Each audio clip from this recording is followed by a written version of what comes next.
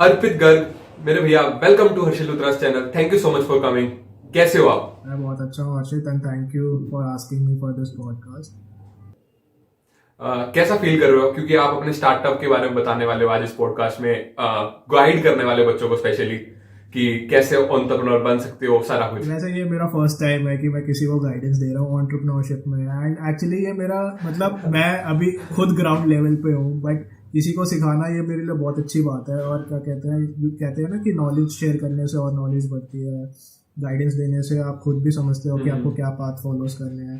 तो इसलिए मैं भी इसलिए आया हूँ कि ताकि मैं लोगों को और इंस्पायर कर सकूँ, मोटिवेट कर सकूँ। तो मैं बहुत नर्वस भी फील कर रहा हूँ थोड़ा बहुत, और मैं बहुत एक्साइटेड भी फील कर रहा हूँ। तो बहुत ही अलग सी फीलिंग आ रही है। चलो देखते हैं क्या होता है आगे। थैंक यू सो मच भैया, आप आए चैनल पर। और सबसे पहले मेरे व्यूअर्स जानना चाहते हैं कि आप कौन हो, तो आप अपने बारे में इंट्रोड्यूस कर दो कि who is Arpit Garg.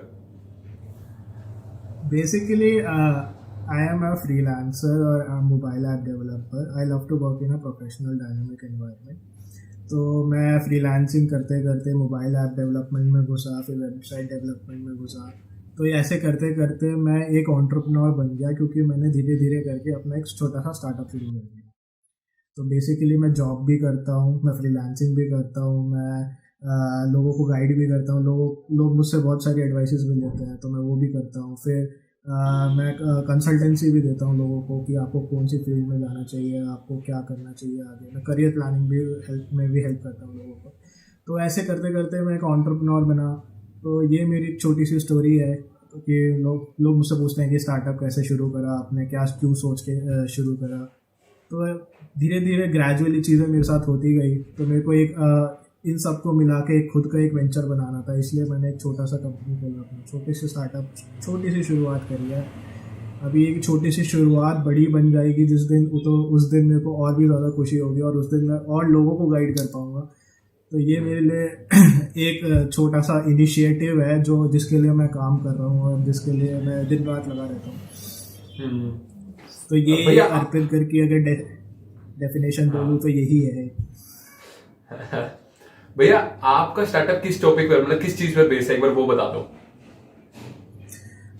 Actually मेरा स्टार्टअप जो है बियॉन्ड थिंक टेक्नोलॉजीज़, उसका नाम बियॉन्ड थिंक टेक्नोलॉजीज़ है और वो बेसिकली सर्विस बेस्ड स्टार्टअप है। We usually deal in Android app development, iOS app developments, website developments and web hosting. हम ग्राफिक डिज़ाइनिंग्स भी प्रोवाइड करते हैं। लोगों को कंसल्टेंसी चाहिए तो हम वो भी प्रोवाइड करते हैं। बेसिकली लोगों को आइडिएशन करना होता है। बहुत सारे लोग मेरे पास आते हैं कि हमको एक स्टार्टअप शुरू करना है लेकिन आइडिया में कितनी ग्रोथ है, कितना स्कोप है, हमें नहीं पता। तो I usually provide that kind of consultancy कि आपको कैसे ये स्टार्ट करना है और कैसे आपको इसमें ग्रोथ लेनी है। एंड सेकेंडली मेरा स्टार्टअप फिर फ्रीलांसर्स भी प्रोवाइड करता है। मेरे पास टीम है 10 to 20 फ्रीलांसर्स की। बहुत लोगों को अगर किसी भी फील्ड का फ्रीलांसर चाहिए तो मैं वो भी प्रोवाइड करता हूँ। So Beyond Thing is combination of various multiple services. So that's why it is a service-based startup. And nowadays we are looking for product-based idea. हम एक product-based idea launch करने की सोच रहे हैं और उसके बाद देखो अगर आइडिया सर्विस-based startup से हमारा product-based में चला गया तो it will be a beneficial growth for us. Great भैया, ग्रेट। भैया एक चीज और पूछनी थी कि आपने अपने स्टार्टअप का नाम बियॉन्ड थिंक क्यों रखा, मतलब कुछ रीजन है उसके पीछे? यार इसकी ना एक कहानी है छोटी सी। मतलब कि हम जब भी स्टार्टअप शुरू करते थे ना तो लोग ऐसे बोलते हैं कि you need to think beyond to start something like your business और स्मॉल स्टार्टअप। तो ये हर कोई मेरे को कहता था कि you need to think beyond, you need to think beyond, you need to think beyond. और श्रेष्ठ जो मेरा को फाउंडर है उसको मैंने बोला कि यार स्टार्टअप आइडिया कुछ ऐसा होना चाहिए कि जो लगे कि हाँ जो रिलेटेड हो स्टार्टअप से। देन उसको भी लोगों ने कहा कि यार मतलब आउट ऑफ द बॉक्स सोचोगे तभी आपको एक स्टार्टअप आइडिया मिलेगा, स्टार्टअप में ग्रो कर पाओगे। तो हमने कहा कि चलो यार नाम हम पहले बियॉन्ड थिंक रखते हैं इसका, फिर हम थिंक बियॉन्ड करेंगे। तो एंड एक्चुअली फिर श्रेष्ठ ने कहा भैया कि डोमेन अवेलेबल होगा नहीं होगा, क्योंकि हमें डोमेन भी चाहिए था कि डोमेन अगर अवेलेबल नहीं होता उस नेम का तो उस नेम का हमें रजिस्टर कराने का कोई फ़ायदा नहीं था। फिर लकीली हमको वो डोमेन भी मिल गया, .in में भी मिला हमको, .co.in में भी मिला। इसलिए हमने फिर उसका नाम बियॉन्ड थिंग रखा। एंड बियॉन्ड थिंग बेसिकली अब ये एक टाइप ऑफ इनिशिएटिव है ना कि हमने बियॉन्ड थिंग रखा, अब हम उसके आगे उस पर काम करेंगे, सोचेंगे, और क्या पता कल को जाके हम उसमें नए नए इनोवेशंस क्रिएट कर पाए जो उसके नाम को डिपिक्ट कर डाले। तो ये एक बेसिक सा हमने इसलिए सोच के किया था कि हम बियॉन्ड थिंग टेक्नोलॉजी रखते हैं इसका नाम। ग्रेट भैया, ग्रेट भैया। एक चीज होती है कि अगर हमें स्टार्टअप स्टार्ट करना है तो उसके लिए हमें इन्वेस्टमेंट चाहिए होती है, मतलब या तो हम एंजल इन्वेस्टर की तरफ जाते हैं या फिर हम बूटस्ट्रैप की तरफ जाते हैं, मतलब खुद से ही वो करते हैं। आपका कैसे था उस स्टार्टअप के अंदर? मेरा एक्चुअली क्या था कि मेरा बूटस्ट्रैप स्टार्टअप है, मेरा आज भी बूटस्ट्रैप स्टार्टअप चल रहा है, मेरे पास कोई फंडिंग नहीं है, थर्ड पार्टी या एंजल इन्वेस्टर की कोई फंडिंग नहीं है। बेसिकली क्या था कि जब हम फ्रीलांसिंग करते थे तो श्रेष्ठ and me got a project that was worth of 1 lakh rupees.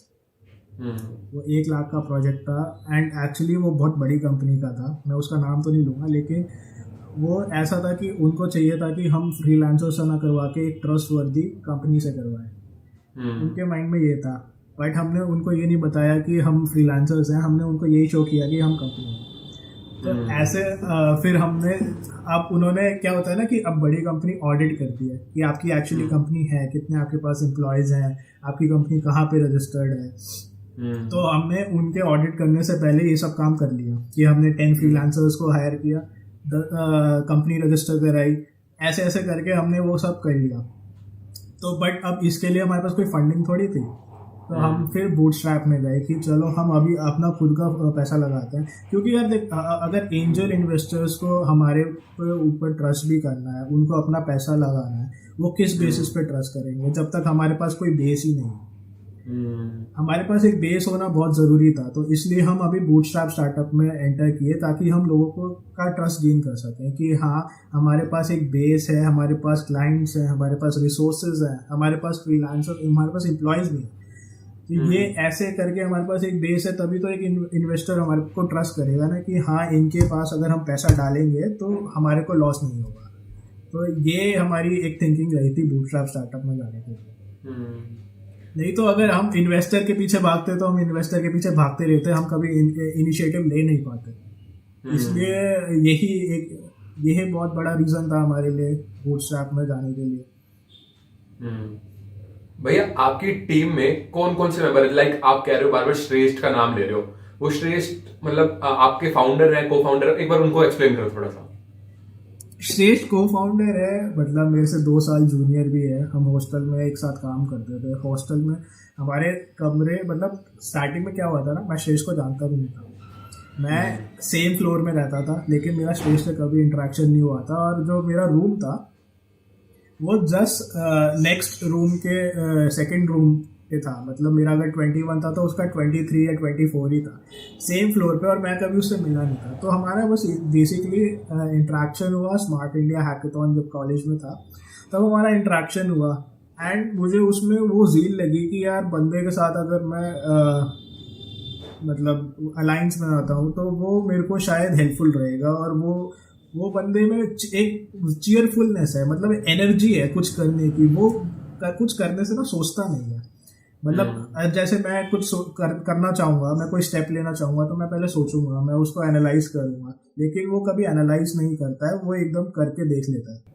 क्योंकि एनालाइज, उसको ऐसा लगता है कि मैं एनालाइज कर रहा हूँ तो मेरा टाइम वेस्ट हो रहा है, इससे बढ़िया मैं करके देख लेता हूँ, मेरे को अपने आप ही उतने टाइम में रिजल्ट्स पता लग जाएंगे। उसका ये थिंकिंग है, ये मेंटालिटी है। इसलिए हम दोनों की जो, मतलब कहते हैं ना, हम दोनों का पेयर वो इजीली सक्सेसफुल बन जाता है, क्योंकि वो टाइम कहीं और इन्वेस्ट कर देता है, मैं टाइम कहीं और इन्वेस्ट कर देता हूँ। तो दोनों का अगर हम बैलेंस बनाएंगे तो वो बहुत सही सक्सेसफुल आउटपुट दे देता है। एंड श्रेष्ठ के साथ, श्रेष्ठ जो है कि मतलब वो को फाउंडर है बियॉन्ड थिंग का, मतलब हम दोनों ने साथ ही स्टार्ट किया था, इसलिए मैंने उसको को फाउंडर बनाया। एंड उसके बाद क्या कहते हैं, हमारी एक टीम बनती चली गई, वो बहुत लोगों को जानता था जो काम कर सकते हैं, मैं बहुत लोगों को जानता था जो काम कर सकते हैं। तो धीरे धीरे अब हमारे पास अलग अलग तरीके के लोग हैं, हमारे पास डेवलपर्स भी हैं, हमारे पास सर्वर मैनेजर्स भी हैं, हमारे पास क्या कहते हैं सेल्स वाले बंदे भी हैं, हमारे पास क्या कहते हैं डिज़ाइनर्स हैं। तो हमारे पास बहुत सारे मल्टीपल लोगों की टीम है। बट इट्स लाइक कि वो अभी हम फुल टाइम एम्प्लॉयमेंट नहीं प्रोवाइड कर सकते उन लोगों को, क्योंकि अभी हम खुद ही फुल टाइम स्टार्टअप नहीं कर सकते। अभी हम जो कर रहे हैं वो सर्विस प्रोवाइड करते हैं according to the client needs. अब क्लाइंट की नीड आती है हम तभी सर्विस प्रोवाइड कर सकते हैं, इसलिए हम जो उनको रखा हुआ है हमने कॉन्ट्रैक्ट बेसिस पे रखा हुआ है एंड प्रोजेक्ट बेसिस पे रखा हुआ है। जो जैसे जैसे प्रोजेक्ट्स आते हैं उनको उनका पे आउट मिलता चला जाता है। भैया बियॉन्ड थिंक की जर्नी कैसे स्टार्ट हुई थी, मतलब कब आपने स्टार्ट किया, थोड़ा सा उसको एक्सप्लेन कर दो, और अब तक कैसे चल रही है वो जर्नी? बियॉन्ड थिंग एक्चुअली जो स्टार्ट हुई थी वो मई 2020 में स्टार्ट हुई थी, जब लॉकडाउन लगा था। अब लॉकडाउन लगा था तो वो बहुत बड़ा हमारे लिए एक ड्रास्टिक चेंज था, क्योंकि लॉकडाउन में कोई भी ऐसी सर्विस लेना नहीं चाहता था, क्योंकि उनको अपने फंड्स बचाने थे, फंड सिक्योर करने थे, क्योंकि आगे का कोई भरोसा नहीं था कि कब जाके मार्केट ओपन होगा और कब जाके उनके पास फंड्स आएंगे, कब इकोनॉमी सही होगी कंट्री की। तो वो हमारे लिए बहुत ही रिस्की टास्क था, बट हमने लिया। फिर हमारे पास ऐसा था कि कॉन्टैक्ट्स थे, जब हम फ्रीलांसिंग करते थे तो हमारे पास कॉन्टैक्ट्स बन गए थे। एंड उस टाइम बेसिकली ये हुआ था कि अब लोगों को प्रॉब्लम ये होने लगी थी कि अब वो ऑफलाइन बिजनेस जिसका था वो तो बंद हो गए थे लॉकडाउन में। तो फिर हम उन लोगों के पास गए, हमने उन्हें कहा कि यार चलो लेट्स डू दिस थिंग, हम आपको एक प्लेटफॉर्म प्रोवाइड करते हैं, आप अपना बिजनेस ऑनलाइन लेके। हमने उनको ऐसी सर्विस प्रोवाइड करी कि वो अपना बिजनेस ऑनलाइन लेके आए, ताकि जहाँ पे भी उनका बिजनेस है उस लोकेलिटी में लोग उन पे ट्रस्ट करके उनसे ऑर्डर कर सकें या फिर उनसे कोई भी सर्विस ले सके। तो ये आइडिया हमारा हिट कर गया। बेसिकली हमारे पास 3-4 क्लाइंट्स बन गए, और ऐसी ये आइडिया हमारे बहुत सारे कॉन्टैक्ट्स ने अडेप्ट किया हमसे। तो ये हमारा एक छोटा सा नेटवर्क बनता चला गया। उस वजह से हम क्या कहते हैं ग्रो कर गए। फर्स्ट वेव में जब हमारा कोविड आया था, फर्स्ट वेव कोविड में हम थोड़ा ग्रो कर गए, लेकिन सेकेंड वेव में बहुत सैचुरेशन आ चुका था। सेकेंड वेव बहुत ही ज़्यादा ड्रास्टिक था, खासकर दिल्ली में, एंड बहुत ही पैथेटिक सिचुएशन थी हमारी दिल्ली में जो था। तो उस टाइम तो लोग ये सोच रहे थे हम अपनी जान बचाएं या हम अपना यार मोबाइल ऐप या वेबसाइट में फोकस करें, है ना। तो उस टाइम ये था। पर पता है बहुत चीज़ें ऐसी होती हैं जो आपको इंस्पायर कर जाती हैं ऐसे मोमेंट पे। अब इसके पीछे अगर मैं तुम्हें स्टोरी सुनाऊं कि यार अगर हम अडेप्ट कैसे कर रहे हैं और हम एनवायरनमेंट के साथ सर्वाइव कैसे कर रहे हैं, ये एक एंटरप्रेन्योर के लिए सबसे बड़ा चैलेंज होता है। हमारे लिए ये बहुत बड़ा चैलेंज था कि हम वैसी सिचुएशन में अडेप्ट कैसे करें, सर्वाइव कैसे करें। तो अब एक छोटी सी बात बताऊं तुम्हें कि यार हमारे घर मेड्स आती हैं, ठीक है। अब मेड्स को भी, अब जब लॉकडाउन लगा था तो मेड्स हमारे घर आती ही नहीं थी, है ना। सबके साथ ऐसा ही था। अब वो मेड्स हैं या फिर उनके जैसे लोग हैं, वो तो बहुत ग्राउंड लेवल पे है ना यार, उनको तो सर्वाइव करना है ना वैसी सिचुएशन में। उनका तो डेली अगर उनको इनकम ना मिले वो सर्वाइव नहीं कर सकते। तो उन्होंने एक छोटा सा बिजनेस मॉडल शुरू करा कि हम वेजिटेबल्स और फ्रूट्स घर पे सप्लाई करें। एक छोटा सा मॉडल, तुम सोच सकते हो जो बंदा एजुकेटेड भी नहीं है, उसका कोई एजुकेशन बैकग्राउंड नहीं है, उसका कोई बिजनेस बैकग्राउंड नहीं है, वो बंदे ने, उन लोगों ने एक इतना प्यारा सा बिजनेस मॉडल शुरू करा। इन लोगों ने एक्सेप्ट भी करा, क्योंकि कोई भी बाहर जाना नहीं चाहता था। लोगों को चाहिए था कि फ्रेश वेजिटेबल्स और फ्रूट्स उनके घर आ जाए। और उन लोगों ने उनको एक्सेप्ट किया, क्योंकि यार आप अपनी मेड को तो ट्रस्ट कर ही लोगे ना। अनटिल और अनलेस आप किसी और के पास ट्रस्ट लेके जाओ, आप मेड को तो ट्रस्ट कर ही लोगे ना। लोगों ने ये एक्सेप्ट किया, और ये मतलब हमारे जैसा एजुकेटेड बंदा नहीं चला सकता ये बिजनेस का मॉडल। हमारे जैसे किसी बंदे ने नहीं चलाया होगा, लेकिन उन्होंने ये चलाया और ये प्रूव करा कि वो किसी भी सिचुएशन में अडेप्ट कर सकते हैं और सर्वाइव कर सकते हैं। तो ये चीज़ मेरे को ना बहुत इंस्पायर कर गई कि यार जब ये लोग कर सकते हैं तो यार हम भी अडेप्ट करेंगे, यार हम भी एनवायरनमेंट के साथ लड़ेंगे, सर्वाइव करेंगे। फिर हमने अपने कॉन्टैक्ट्स को जोड़ा। हमने क्या करा, स्टार्टअप में जितने भी पुराने क्लाइंट्स थे उसको छोड़कर हमने क्या करा, नए क्लाइंट्स की तरफ भागना शुरू करा। हमने कोशिश करी कि ऐसे लोगों को पकड़ते हैं जिनको ज़्यादा ज़रूरत है अभी। हम फिर से फ्रीलांसिंग प्लेटफॉर्म पे गए। हम पहले 1 साल हमने फ्रीलांसिंग छुई भी नहीं, क्योंकि हमारे क्लाइंट्स इतने बन गए थे कि हमको ज़रूरत ही नहीं थी फिर। लेकिन हम फिर से फ्रीलांसिंग प्लेटफॉर्म में गए, नई टेक्नोलॉजीज़ को एक्सप्लोर करा, नई टेक्नोलॉजीज़ को लर्न करा, क्या नई स्किल्स ऐड ऑन हो सकती हैं। उस हिसाब से हम क्या हम लोगों को प्रोवाइड कर सकते हैं, ये हमने देखा। तो हमने पूरा स्वॉट एनालिसिस किया उस टाइम, मतलब स्वॉट एनालिसिस तुम्हें पता होगा, स्ट्रेंथ वीकनेस अपॉर्चुनिटी, तो क्या क्या स्ट्रेंथ्स, कितने क्या क्या स्ट्रेंथ है हमारी, क्या वीकनेस है, कहाँ कहाँ हमें अपॉर्चुनिटीज मिल सकती हैं। तो ये सब हमने एनालिसिस करके फिर हम दोबारा स्टैंड करें। तो ये एक इंस्पायरिंग मोमेंट था मेरे लिए। और मतलब वो बिजनेस मॉडल इतना अच्छा है कि हम दोबारा उसको रन नहीं कर सकते। मतलब उन्होंने यार साबित, ग्राउंड लेवल रियलिटी यही होती है ग्राउंड लेवल लोगों की, कि वो बहुत जल्दी सर्वाइव करते हैं, बहुत जल्दी अडेप्ट करते हैं। तो ये देखो बहुत लोगों ने अपनी दुकानें बंद करके बिजनेस स्विच मारा, वेजिटेबल्स एंड फ्रूट्स में घुसे। क्यों? क्योंकि उन्हें पता था कि यार आगे क्या होने वाला है, और वो उस हिसाब से एकदम से स्विच कर गए, एकदम से सर्वाइव कर गए। ये होती है असली एंटरप्रेन्योर की पहचान, कि वो कैसे एकदम से अपॉर्चुनिटीज भी देख लेता है, थ्रेट्स भी देख लेता है, और उस हिसाब से अपने आप को स्विच कर लेता है। यही एक रीजन होता है एंटरप्रेन्योर कैसे स्टैंड होता है। और ये एक मतलब बेसिक चीज है जो हर एंटरप्रेन्योर को सीखनी चाहिए, अडेप्टेबिलिटी एंड सर्वाइवल स्किल्स। ये वाली स्किल्स बहुत जरूरी है। भैया एक चीज और मेरे दिमाग में है कि लाइक आपने कहा कि स्वॉट एनालिसिस हमने करी थी उस टाइम पे। किसी भी स्टार्टअप को अगर सक्सेसफुल होना तो उसकी स्वॉट एनालिसिस को पहले से करना जरूरी होता है, आपको क्या लगता है इस चीज में?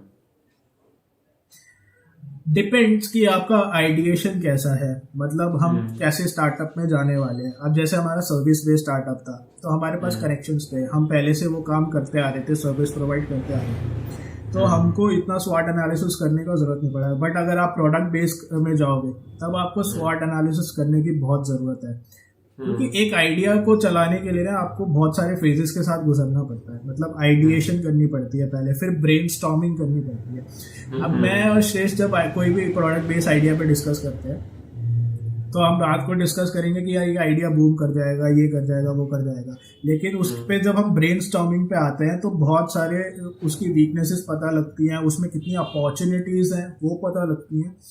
ऐसे ऐसे करके वो सुबह तक वो आइडिया फ्लॉप हो जाता है। तो ये जब तक हम स्वॉट एनालिसिस ना करें, रिसर्च ना करें, मार्केट एनालिसिस क्या है उसका, बिजनेस मॉडल कैसे जनरेट होगा, रेवेन्यू मॉडल कैसे बना सकते हैं हम उसका, जब तक इतना एनालिसिस नहीं होगा तब तक आप किसी भी स्टार्टअप में जा ही नहीं सकते। आप मतलब बहुत लोग होते हैं बहुत लोग कहते हैं कि यार इंडिया में स्टार्टअप का बूम है, इंडिया में रोज नई कंपनी स्टार्ट होती है, रोज नई कंपनी रजिस्टर होती है। लेकिन आपने कभी फैक्ट्स पढ़े हैं कि कितनी कंपनियां हर दिन बंद होती हैं, कितने स्टार्टअप्स हर दिन बंद हो जाते हैं? ये भी तो कोई फैक्ट है ना। पर ये क्यों होता है? उनकी मिस्टेक्स क्या थी वो केस स्टडी पढ़नी चाहिए ना। लोग हमेशा केस स्टडी पढ़ते हैं अमेजोन की, एलॉन मस्क की, टेस्ला की पढ़ते हैं लोग केस स्टडी, लेकिन वो उनकी केस स्टडी, मेरे हिसाब से उनकी केस स्टडी पढ़नी चाहिए जो फेल हुआ हो, जो जिसने गलतियां करी, क्योंकि गलतियों से ही इंसान सीखता है। अब जब तुम वो गलतियां ही, जब तुम्हें पता लग जाएंगी कि क्या गलतियां नहीं करनी है, तो तुम ऑलरेडी एक स्टेप आगे हो जाओगे बहुत लोग। तो इसलिए स्वॉट एनालिसिस मेरे हिसाब से बहुत अच्छा एक ऑप्शन होता है लोगों के लिए, जो उनको करना चाहिए हर चीज से पहले। लोग कहते हैं रिस्क लेना चाहिए, बट मेरे ख्याल से रिस्क में भी एक स्वॉट एनालिसिस होना जरूरी है। क्योंकि आप जब तक आपके फंडामेंटल्स स्ट्रांग नहीं होंगे तब तक आप कहीं भी स्टैंड नहीं कर सकते। वही मैं कह रहा हूँ, मेरा मतलब मैंने एक बेस बनाया तब जाके मैं इन्वेस्टर्स के पास जाऊंगा, इसलिए मैं बूटस्ट्रैप पे गया। मेरे कंपनी के फंडामेंटल स्ट्रांग है। अब वो लोगों के वही स्ट्रांग नहीं होंगे तो फिर लोग नहीं स्टैंड कर सकते ना। बहुत लोग शो ऑफ के लिए घुस जाते हैं कि यार हाँ हमने स्टार्टअप करा, ये करा, वो करा, लेकिन उनकी कंपनी में आप झांक के देखोगे कुछ भी नहीं होता। तो ये एक बहुत बड़ा, मतलब मेरे को ऐसा लगता है कि लोगों को करना चाहिए। ये बहुत बड़ा ऑप्शन होता है लोगों के लिए कि आप स्वॉट एनालिसिस कर रहे हो, आप अपनी अपॉर्चुनिटीज देख रहे हो, क्या है क्या नहीं है। अब अपॉर्चुनिटीज के साथ एक फैक्टर और आता है कि कंपटीशन कितना है उस मार्केट में। अब आप अमेजोन सोचोगे कि मेरे को अमेजोन जैसा कुछ बनाना है, आप नहीं स्टैंड कर पाओगे ना। इतना तो आपको रियलिस्टिक बन के रहना पड़ेगा। कि बहुत लोग कहते हैं कि नहीं हम फाइट करेंगे, नहीं कर सकते ना आप फाइट, जब तक आप उस चीज तक पहुंच नहीं पाओगे। उतना तो रियलिस्टिक आपको रहना पड़ेगा स्टार्टअप फील्ड में कि आपका कंपटीशन बहुत बड़ा है। मतलब वो बिग शार्क्स हैं, वो शार्क हैं। आप बड़ी मछलियों को कैसे टारगेट कर सकते हो आप, जब तक आपके फंडामेंटल स्ट्रांग नहीं है, आपके बेस स्ट्रांग नहीं है। तो यही चीजें होती हैं। हम बेसिकली क्या कर सकते हैं, और फिर हम मतलब लोगों को डॉक्यूमेंट भी करना बहुत ज़रूरी होता है। मतलब कि लोग डॉक्यूमेंट नहीं करते बहुत सारी चीज़ें, मैं हर एक चीज़ें डॉक्यूमेंट करता हूँ, लॉग्स बनाता हूँ। देखो ये चीज़ बहुत अच्छी लगती है कि डॉक्यूमेंट कर, जो बंदा डॉक्यूमेंट करता है ना, वो बंदा बहुत ज़्यादा एक पैटर्न फॉलो करके चल रहा है, वो बहुत ज़्यादा स्ट्रक्चर्ड है। एक फ्रेमवर्क बनाने के लिए अगर बंदा अपने आप को स्ट्रक्चर्ड नहीं रखेगा ना, तो वो स्टार्टअप नहीं कर सकता। मतलब यार आप देख रहे हो, मतलब स्ट्रक्चर्ड। अच्छा अब हम लोग ना धंधे की बात करते हैं, हर कोई धंधा ही कर रहा है ना यार इस डेट पे, या हर कोई धंधा ही कर रहा है ना। स्टार्टअप भी धंधा ही है, ऐसा तो है नहीं कि वो, बट स्टार्टअप को पढ़े लिखों ने स्टार्टअप को नाम दे दिया, स्टार्टअप बहुत ओवर हाइप कर दिया है, ठीक है, एंटरप्रेन्योर्स एंड ऑल। लेकिन यार जो आपकी छोटा सा वेंडर है आपके लोकेलिटी में जो फ्रूट्स बेच रहा है, वो भी एंटरप्रेन्योर ही है ना। वो ऐसा तो स्मॉल स्केल वाला हो गया वो। हाँ वो स्मॉल स्टार्टअप, हम लोग भी स्मॉल स्केल के हैं यार, हम लोग भी शायद उनके साथ कम्पीट ना कर पाए। अगर मेरे को कोई कह दे मेरे को कोई फ्रूट्स बेचने हैं, मैं नहीं बेच पाऊंगा ना, क्योंकि मेरे में वो स्किल्स नहीं है। मेरे को फंडामेंटली नहीं पता कि फ्रूट्स में क्या किस चीज का सीजन है, क्या कैसे बेचना है, कहाँ पे जाके बेचना है ना। तो ये फंडामेंटल्स होने बहुत जरूरी है। और वो लोग बहुत चीजें अडेप्ट करते हैं, कैसे कि यार अच्छा सीजन आ रहा है, उस सर्दियों का सीजन आ रहा है, तो ये वाला फ्रूट लेके आओ, ये वाला फ्रूट लेके आओ। और वो लेके भी ऐसे आते हैं कि उनको कॉस्टिंग जो पड़ती है और वो फिर जिस कॉस्टिंग में बेचते हैं उनको कितना प्रॉफिट होगा वो पहले ही एनालाइज कर चुके होते हैं। हम एक कॉस्टिंग जब बना रहे हैं, लोगों को कॉस्टिंग निकालनी भी नहीं आती कि हाँ मैंने अगर इतना कॉस्ट में लिया, फिर मेरे को इसमें इतना वैल्यू ऐड करना है, उसके बाद मेरे को इतना प्रॉफिट बनेगा। वो रेवेन्यू मॉडल उनके पास, उनके खून में होता है वो रेवेन्यू मॉडल की। अरे हाँ, वो 2 मिनट नहीं लगाते कैलकुलेट करने में कि यार मैं इतने का लूंगा, मैं इतने में बेचूंगा और इतने का मेरे को बन जाएगा प्रॉफिट।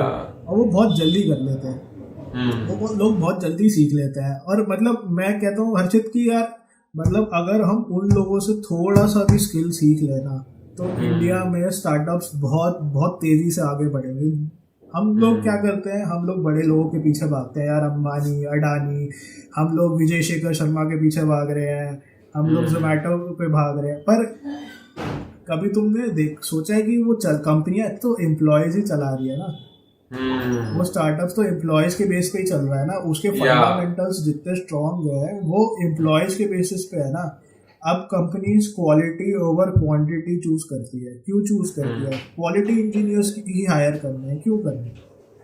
क्योंकि उनको अपनी कंपनी स्ट्रांग बनानी है, बेस पे स्ट्रांग बनानी है, उनको अपना बेस ही स्ट्रांग रखना है, इतना कि उनको कोई बीट ना कर पाए। ऐसी ग्राउंड लेवल लोगों की रियलिटी होती है कि आपके जो शॉप ओनर्स होते हैं या छोटे मोटे धंधे वाले होते हैं, वो उनका यही है कि उनका बेस इतना स्ट्रांग होता है कि उनको यार अच्छा, मैं बहुत सारे लोगों के पास गया कि आप अपना ऐप बनवा लो, अपना वेबसाइट बनवा लो, उनको जरूरत ही नहीं है, उनका वैसे ही बहुत बेस इतना स्ट्रांग है कि उनका चल रहा है। वो मेरे को कहते हैं मेरे को जरूरत ही नहीं है यार, मेरा तो ऐसे ही, मेरे को टाइम ही नहीं मिलता, मैं तो ट्रक के ट्रक जाते हैं, ट्रक के ट्रक लोड हो गए, मेरे को टाइम ही नहीं मिलता, मैं क्या करूँगा। और उनके यहाँ एम्प्लॉयज बिल्कुल भी एजुकेटेड नहीं होते, जो भी उनके यहाँ मतलब जो भी एम्प्लॉयज काम कर रहे हैं, मैंने उन्हें कहा कोई नहीं, आप चला लो, आपके बंदे हैंडल कर लेंगे। उन्होंने कहा नहीं, मेरे एम्प्लॉयज इतने है ही नहीं एजुकेटेड जो ये हैंडल कर सकें, फिर भी वो लोग बहुत अच्छा रेवेन्यू जनरेट कर रहे हैं। तो ये बहुत छोटी छोटी चीजें होती हैं जो एक एंटरप्रेन्योर को ध्यान में रखनी चाहिए। मतलब अगर ये छोटी छोटी चीजें भी हम अगर एस्केप कर देंगे ना अपने माइंड से और एकदम से बड़े पे जंप कर जाएंगे तो वो बहुत ही रिस्की हो जाएगा और उसमें फिर एकदम से गिरने के भी बहुत चांसेस होते हैं।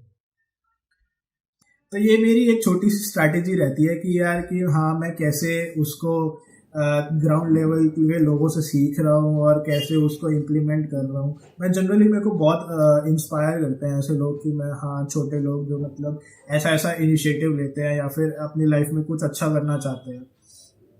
उनके पास कोई क्वालिफिकेशन नहीं है, उनके पास कोई एजुकेशन बैकग्राउंड नहीं है यार। हम कंप्यूटर साइंस से बीटेक करा है हमने, स्टिल हमको इतना हाथ पैर मारना पड़ता है, लेकिन वो उनका कोई एजुकेशन बैकग्राउंड नहीं है लेकिन वो स्टिल सर्वाइव करते हैं। बिल्कुल सही। हाँ उनकी लाइफ इतनी हमारी जैसी नहीं होती। मतलब हम बहुत कुछ अफोर्ड कर सकते हैं अपनी लाइफ में, हम बहुत कंफर्ट जोन में हैं, लेकिन वो बिल्कुल कंफर्ट जोन में नहीं होते।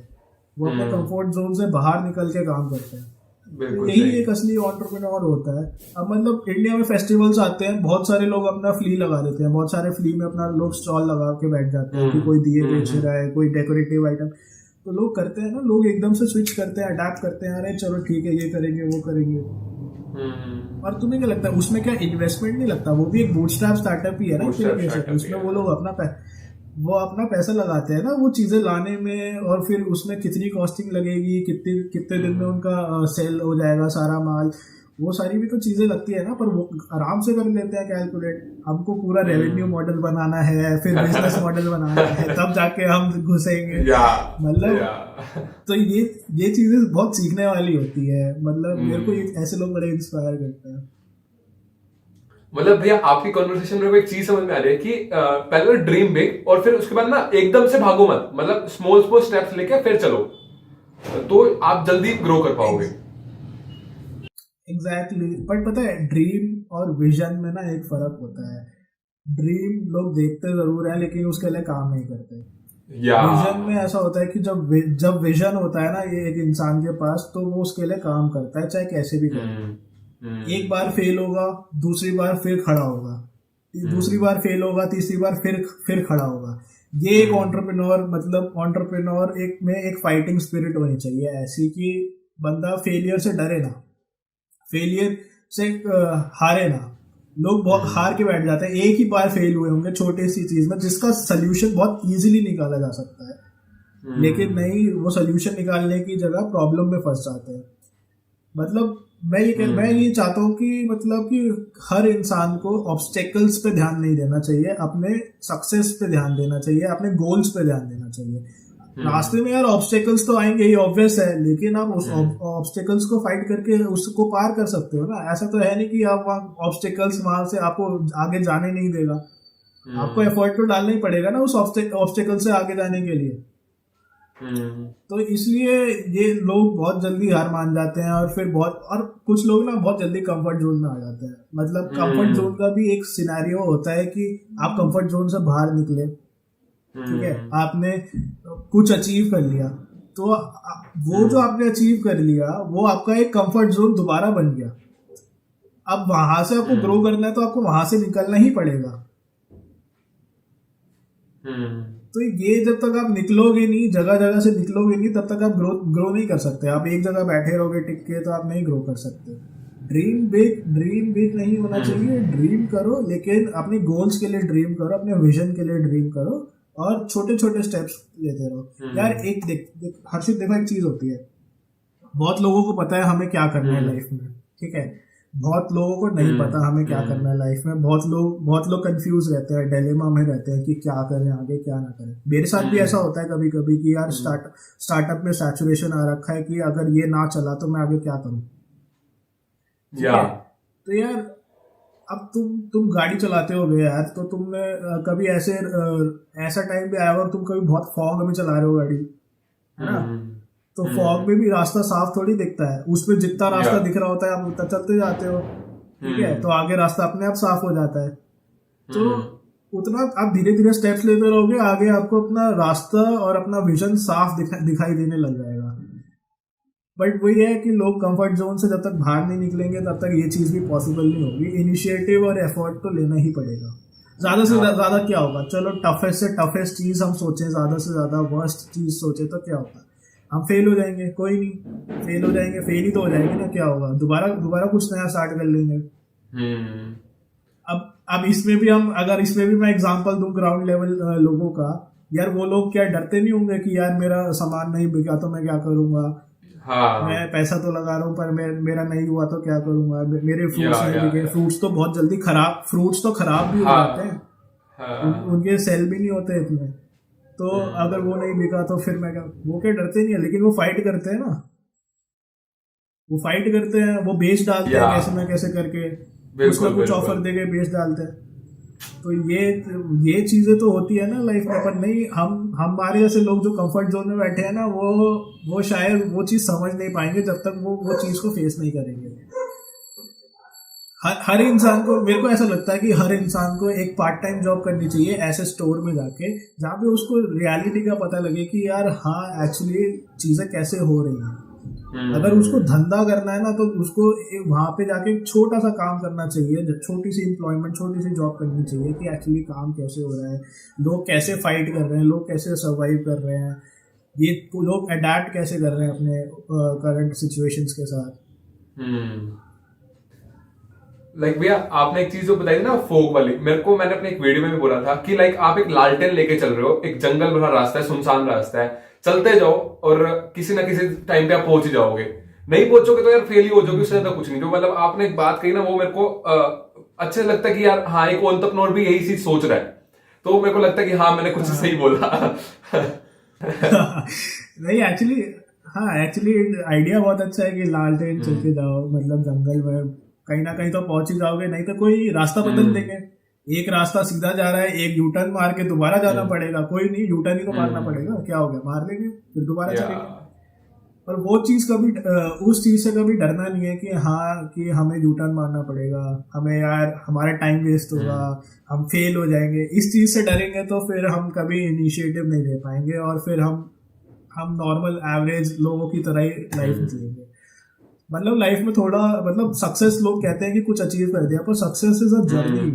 मतलब हम जर्नी को एंजॉय कैसे कर रहे हैं, उसको कैसे अचीव कर रहे हैं, ये एक अब 40 साल बाद आप ये सोचोगे ना यार मैंने ये स्ट्रगल किया था, मैं फेल हो गया था, फिर दोबारा ये करा, तो वो आपको ज्यादा एक्साइटिंग लगेगा कि यार आपने कुछ करा ही नहीं फिर आप यहाँ पे पहुंच गए। वो आपको बिल्कुल एक्साइटिंग नहीं लगेगा ना, आपने कुछ करा ही नहीं और फिर आपने एवरेज लाइफ जी है, तो वो तो आपको एक्साइटिंग नहीं लगेगा। अगर हाँ आपने कुछ करा, आपने स्ट्रगल करे, फिर आपने स्टिल एवरेज लाइफ भी जी ली ना, तब भी आपको लगेगा कि यार एटलीस्ट मैंने कुछ इनिशिएटिव लिया था, मेरे को वो रिग्रेट नहीं होगा कि यार हाँ मैंने एफर्ट्स नहीं डाले, मैंने इनिशिएटिव नहीं लिया, मेरे को एटलीस्ट वो रिग्रेट तो नहीं हो। बहुत छोटी छोटी चीजें होती हैं जो लोगों को करनी चाहिए, फॉलो करनी चाहिए। भैया लाइक मैंने एक टेडेक्स टॉक सुनी थी जिसमें उसमें कहा था कि लाइक हम एक अपनी किताब के अपनी लाइफ के ऑथर है, तो अगर हम कुछ भी नहीं करेंगे, जैसे आपने कहा कि एवरेज लाइफ जिएंगे तो कोई फायदा नहीं होगा, पर अगर हमने एक स्ट्रगल लिया ना तो हम खुद भी सोचेंगे कि हाँ यार अगर हम जिया है ना तो कुछ खुल के जिया, मजा आ गया इस जिंदगी को जी के। और वो आपकी इस विजन से, मतलब आपकी जो वो जर्नी से को साफ दिखता है कि हाँ यार रिस्क लेना इस वो हो जाता है। तो सर भैया एक चीज ये आ जाती है कि आप फंड्स इकट्ठा, जो मैंने आपको पहले आपसे बात कही थी, आपने कहा कि फ्रीलांसर वो करता हूं, पर कई बार ऐसा होता है कि फ्रीलांसिंग जॉब्स आसानी से नहीं मिलती, थोड़ी सी प्रॉब्लम्स आती है, तो उसके लिए आप फंड्स इकट्ठा करने के लिए आप कहीं जॉब करते हो या फिर कैसे आप उसको वो मैनेज करते हो, वो बता दो। एक्चुअली मैं जॉब करता हूँ, मैं सच बोलूँ तो मैं TCS में जॉब करता हूँ, तो मैं वहाँ पे भी काम करता हूँ। मैं 9 to 5 जॉब करता हूँ, उसके बाद 6 to 12 स्टार्टअप में लगा रहता हूँ, ठीक है। तो फ्रीलांसिंग का ऐसा होता है कि हाँ तुम सही कह रहे हो, कभी कभी सैचुरेशन आ जाता है, कभी कभी मिलता ही नहीं है प्रोजेक्ट्स, या फिर इतना सैचुरेशन आ जाता है कि लोग प्राइस को इतना कम बिड करते हैं कि आपको प्रोजेक्ट मिलेगा ही नहीं, एंड आपको वो करने का मन ही नहीं करेगा उस प्राइस पे करने के लिए, क्योंकि उसकी उतनी वैल्यू है ही, उसकी उतनी वर्थ है ही नहीं। आप उतना टाइम स्पेंड करोगे लेकिन आपको इन रिटर्न उसका कोई वैल्यू ना मिले तो आप वो करोगे। लेकिन एक बात होती है कि जो इंसान सीखना चाहता है उसको तो अगर प्राइस ना भी मिल रहा हो ना तो भी उसको कर लेना चाहिए प्रोजेक्ट, क्योंकि इंसान अल्टीमेटली सीख रहा है। उससे पता क्या होता है कि इंसान सीखने से ज़्यादा कनेक्शंस बना रहा है। अब अगर आप एक बंदे का काम करोगे, फ्रीलांसिंग में बहुत लोग अननोन होते हैं, आपको नहीं पता कौन कहाँ पे है। सामने वाला बंदा ऐसा भी हो सकता है बहुत बड़ी जगह जॉब कर रहा हो, इन फ्यूचर आपको कहीं ना कहीं तो सपोर्ट मिल ही जाएगा ना, अगर आप उसकी हेल्प कर दोगे या फिर आप उसके लिए बहुत अफोर्डेबल प्राइस में काम कर दोगे, आपका एक कनेक्शन तो बहुत अच्छा बन गया ना। तो ऐसा भी करना चाहिए ग्राउंड जो मतलब जो फ्रीलांसिंग स्टार्ट कर रहे हैं। एंड फ्रीलांसिंग में ना सबसे बड़ी बात होती है पिच कैसे कर रहे हो आप। पिचिंग बहुत ज़रूरी होती है कि आप मतलब आपको कन्विंस करना है उसको कि आपसे अच्छा प्रोडक्ट कोई और नहीं बना सकता। अब ये आप कैसे कन्विंस करोगे ये आपके ऊपर है। मेरे साथ क्या होता था, मैं जब फ्रीलांसिंग स्टार्ट करी थी इनिशियल डेज में, तो मेरे को कोई प्रोजेक्ट नहीं मिलता था, टू बी ऑनेस्ट मेरे को बिल्कुल प्रोजेक्ट नहीं मिलता था। एंड आई वाज लाइक कि मैं ना ये देखता था कि ऐसा क्या है जो मेरे को क्यों नहीं मिल रहा। मैं इजीली बना सकता हूँ वो प्रोजेक्ट, मैं इजीली कर सकता हूँ, मैं एक दिन में बना सकता हूँ, लेकिन मेरे को क्यों नहीं दे रही है, मेरे में ऐसा क्या कमी दिख रही है इनको। तो मैंने ना एनालाइज किया कि यार लोग पिच कैसे कर रहे हैं वहाँ पे। लोग क्या बिड लगाते हैं, क्या कितने टाइम की बिड लगाते हैं, लोग पिच कैसे कर रहे हैं, कम्युनिकेट कैसे कर रहे हैं। तो मैंने वो एनालाइज करा। मैंने बिड नहीं लगाई, मैंने 2 हफ्ता 3 हफ्ता बिड ही नहीं करा। मैंने बस ये देखा कि लोग पिच कैसे कर रहे हैं, क्या वर्ड्स यूज कर रहे हैं, कैसे कन्विंस कर रहे हैं। देन आई रियलाइज कि यार अच्छा ये कमी थी। फिर मैंने एक अच्छा सा अपना नोट बनाया, कन्विंसिंग नोट बनाया कि मेरे को जो भी प्रोजेक्ट आता है मैं उसमें ये नोट लिखूंगा, उसके ओनर को ये नोट लिखूंगा। एंड गेस व्हाट, मैंने जिस दिन वो नोट यूज करा उस दिन मेरे को प्रोजेक्ट फर्स्ट गो में आ गया।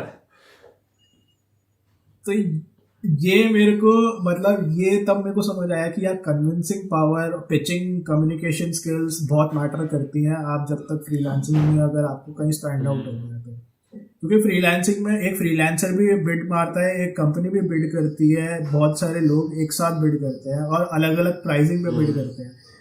तो और उसमें बहुत हाई रेटिंग, हाई रिव्यूज वाले लोग भी होते हैं और बहुत जीरो रेटिंग और जीरो रिव्यूज वाले लोग भी होते हैं। तो उनके बीच में आपको फाइट करके निकलना, ये एक पिचिंग और कम्युनिकेशन स्किल्स की बात है। मैं तुम्हें एक एग्जांपल दूंगा कम्युनिकेशन एंड पिचिंग का कि मतलब क्या मैंने ग्राउंड लेवल लोगों से ही सीखा था वो चीज़ भी मैं तुम्हें बताऊंगा।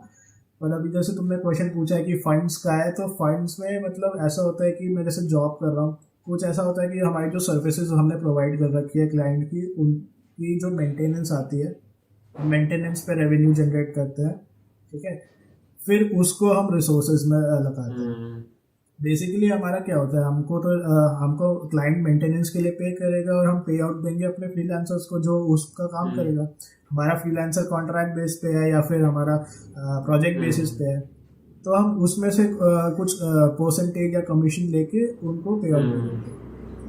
एंड जो अगर हमें कुछ बड़े रिसोर्सेज चाहिए, या फिर जैसे हमने अभी रिसेंटली GPU माइनिंग का सोचा था, हमने सर्वर्स खरीदे हैं खुद के, तो उसमें हमको बहुत सारे पैसे चाहिए थे, बहुत ही एक्सपेंसिव है वो। एंड उसके लिए मेरे पास सैलरी आती थी, तो मैंने वो सारी इन्वेस्ट कर दी। तो अब वो इन्वेस्टमेंट के बाद अगर रिटर्न आया तो वेल एंड गुड, नहीं रिटर्न आया तो मेरी इन्वेस्टमेंट तो वापस आ ही जाएगी, इतना तो मैं श्योर हूँ। देखो इन्वेस्टमेंट का भी ना एक रूल होता है, 70-30 का रूल होता है। एक्चुअली क्या होता है, आप किसी चीज़ में इन्वेस्ट कर रहे हो, सपोज करो मैं एक फिगर लेता हूँ, आप 10 लाख इन्वेस्ट कर रहे हो, ठीक है। अब 10 लाख में से आपको ये पता है कि आपने 1 साल काम कर लिया, लेकिन आपको जो जनरेट हुआ वो 3 लाख ही हुआ, ठीक है। एंड 7 लाख आपके पास लॉस में चल रहा है, ठीक है। तो आप 7 लाख को कैसे विड्रॉ करोगे कि आपकी पूरी इन्वेस्टमेंट वापस आ जाए? इसमें एक सिंपल सा फंडा है कि आपको इन्वेस्टमेंट ऐसी चीज़ों में करनी है जिसकी कोई रीसेल वैल्यू। अब मैं जो इन्वेस्टमेंट कर रखी है वो सर्वर, GPU माइनिंग, इन सब में कर रखी है, वो उनकी रीसेल वैल्यू है। एटलीस्ट 70% में वो रीसेल हो जाएगा एंड 30% तो मैं प्रॉफिट जनरेट कर ही लूँगा ना। अगर मैं कुछ काम भी करता हूँ तो मतलब अगर मैं 100 रुपये लगाता हूँ, मैं 30 रुपये तो कमा ही लूँगा ना। 70 रुपये मेरी रीसेल वैल्यू से आ जाएगा, तो एटलीस्ट मेरा 100 रुपीज़ मेरे पास वापस तो आ ही गया ना। इतना रिस्क तो मैं ले ही सकता हूँ, है ना। इतना रिस्क तो मैं ले ही सकता हूँ ना, एटलीस्ट मेरा इन्वेस्टमेंट वापस आ गया। तो ये 70-30 का रूल जो मैं ये मेरा खुद का कॉन्सेप्ट है जो मैंने खुद बनाया था, और लकीली ये काम भी कर रहा है। अभी तक तो इतना हुआ नहीं है, लेकिन हाँ चलो थोड़ा बहुत काम कर रहा है और वो मेरे को हर फील्ड में बेनिफिट दे देता है। एंड फिर मल्टीपल पोर्टफोलियोज भी होते हैं, आप कहीं ना कहीं इन्वेस्ट भी करते हो। आपकी जब जॉब होती है तो फिर आप स्टॉक्स में इन्वेस्ट करते हो, आप SIPs करते हो, आप म्यूचुअल फंड करते हो, ये सारी चीज़ें भी होती हैं। तो आपको कहीं ना कहीं से तो रिटर्न आ ही जाएगा ना। एक एंटरप्रेन्योर के लिए कोई सिंगल सोर्स ऑफ इनकम नहीं रहना चाहिए मेरे हिसाब से। एक एंटरप्रेन्योर को मल्टीपल सोर्सेज ऑफ इनकम रखने चाहिए, क्योंकि वो एक जगह फेल होगा, दूसरी जगह उसके पास बैकअप होगा ताकि वो दोबारा स्टैंड कर सके।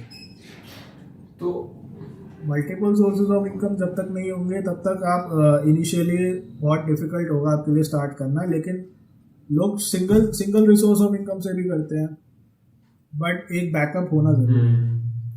भैया आपने कहा कि मैं TCS में जॉब करता हूँ, तो मेरे को एक ऐसा लगता है कि एक रिलेशनशिप वाला मैटर अच्छा होता है कि भाई आपके क्लाइंट्स से या फिर आपके जो कलीग्स हैं उसके साथ एक अच्छा रिलेशनशिप हो, मेंटेन हो आपका।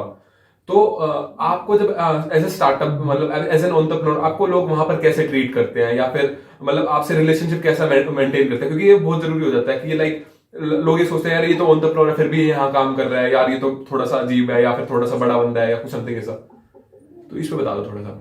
नहीं नहीं नहीं, ऐसा कुछ नहीं होता। कॉर्पोरेट लाइफ में ना लोग बहुत एक्सेप्टिंग होते हैं एक्चुअली, एंड आपको जब ग्रो करना है तो आपको एक्सेप्टिंग बनना चाहिए। आपको लोगों को एक्सेप्ट करना चाहिए कि हाँ ये अगर कुछ इनिशिएटिव ले रहा है तो इनको सपोर्ट करो। लोग मुझसे, अब आप यार एक्चुअली फिल्म इंडस्ट्री की बात करूँ तो उसमें नेपोटिज्म बहुत है, ठीक है। तो हम ये चीज़ आईटी इंडस्ट्रीज में भी कर सकते हैं ना कि यार आप जितने कनेक्शन बना रहे हो, कितने कॉन्टैक्ट्स बना रहे हो, तो लोग इसलिए कभी भी किसी को बुरा नहीं बोलते, कभी भी किसी को जज नहीं करते। जजमेंटल कोई भी नहीं होता कॉर्पोरेट लाइफ में मेरे हिसाब से। एंड वर्क फ्रॉम होम में अभी तो इतना इंटरेक्शन हो नहीं पाया मेरा बहुत लोगों से, लेकिन जो भी मेरे टीम मेंबर्स हैं, मेरे कलीग्स हैं, वो मेरे को बहुत सपोर्ट करते हैं मेरे स्टार्टअप में, मेरे मतलब एंटरप्रेन्योरशिप में, मेरे आइडियाज़ में मेरी हेल्प करते हैं, बहुत रिव्यू प्रोवाइड करते हैं। वो लोग करते हैं, ऐसा कुछ नहीं है कि वो लोग मेरे को जज करते हैं या फिर मेरे को ये सोचते हैं कि यार ये तो बहुत ही बड़ा बंदा है या फिर ये ऐसा।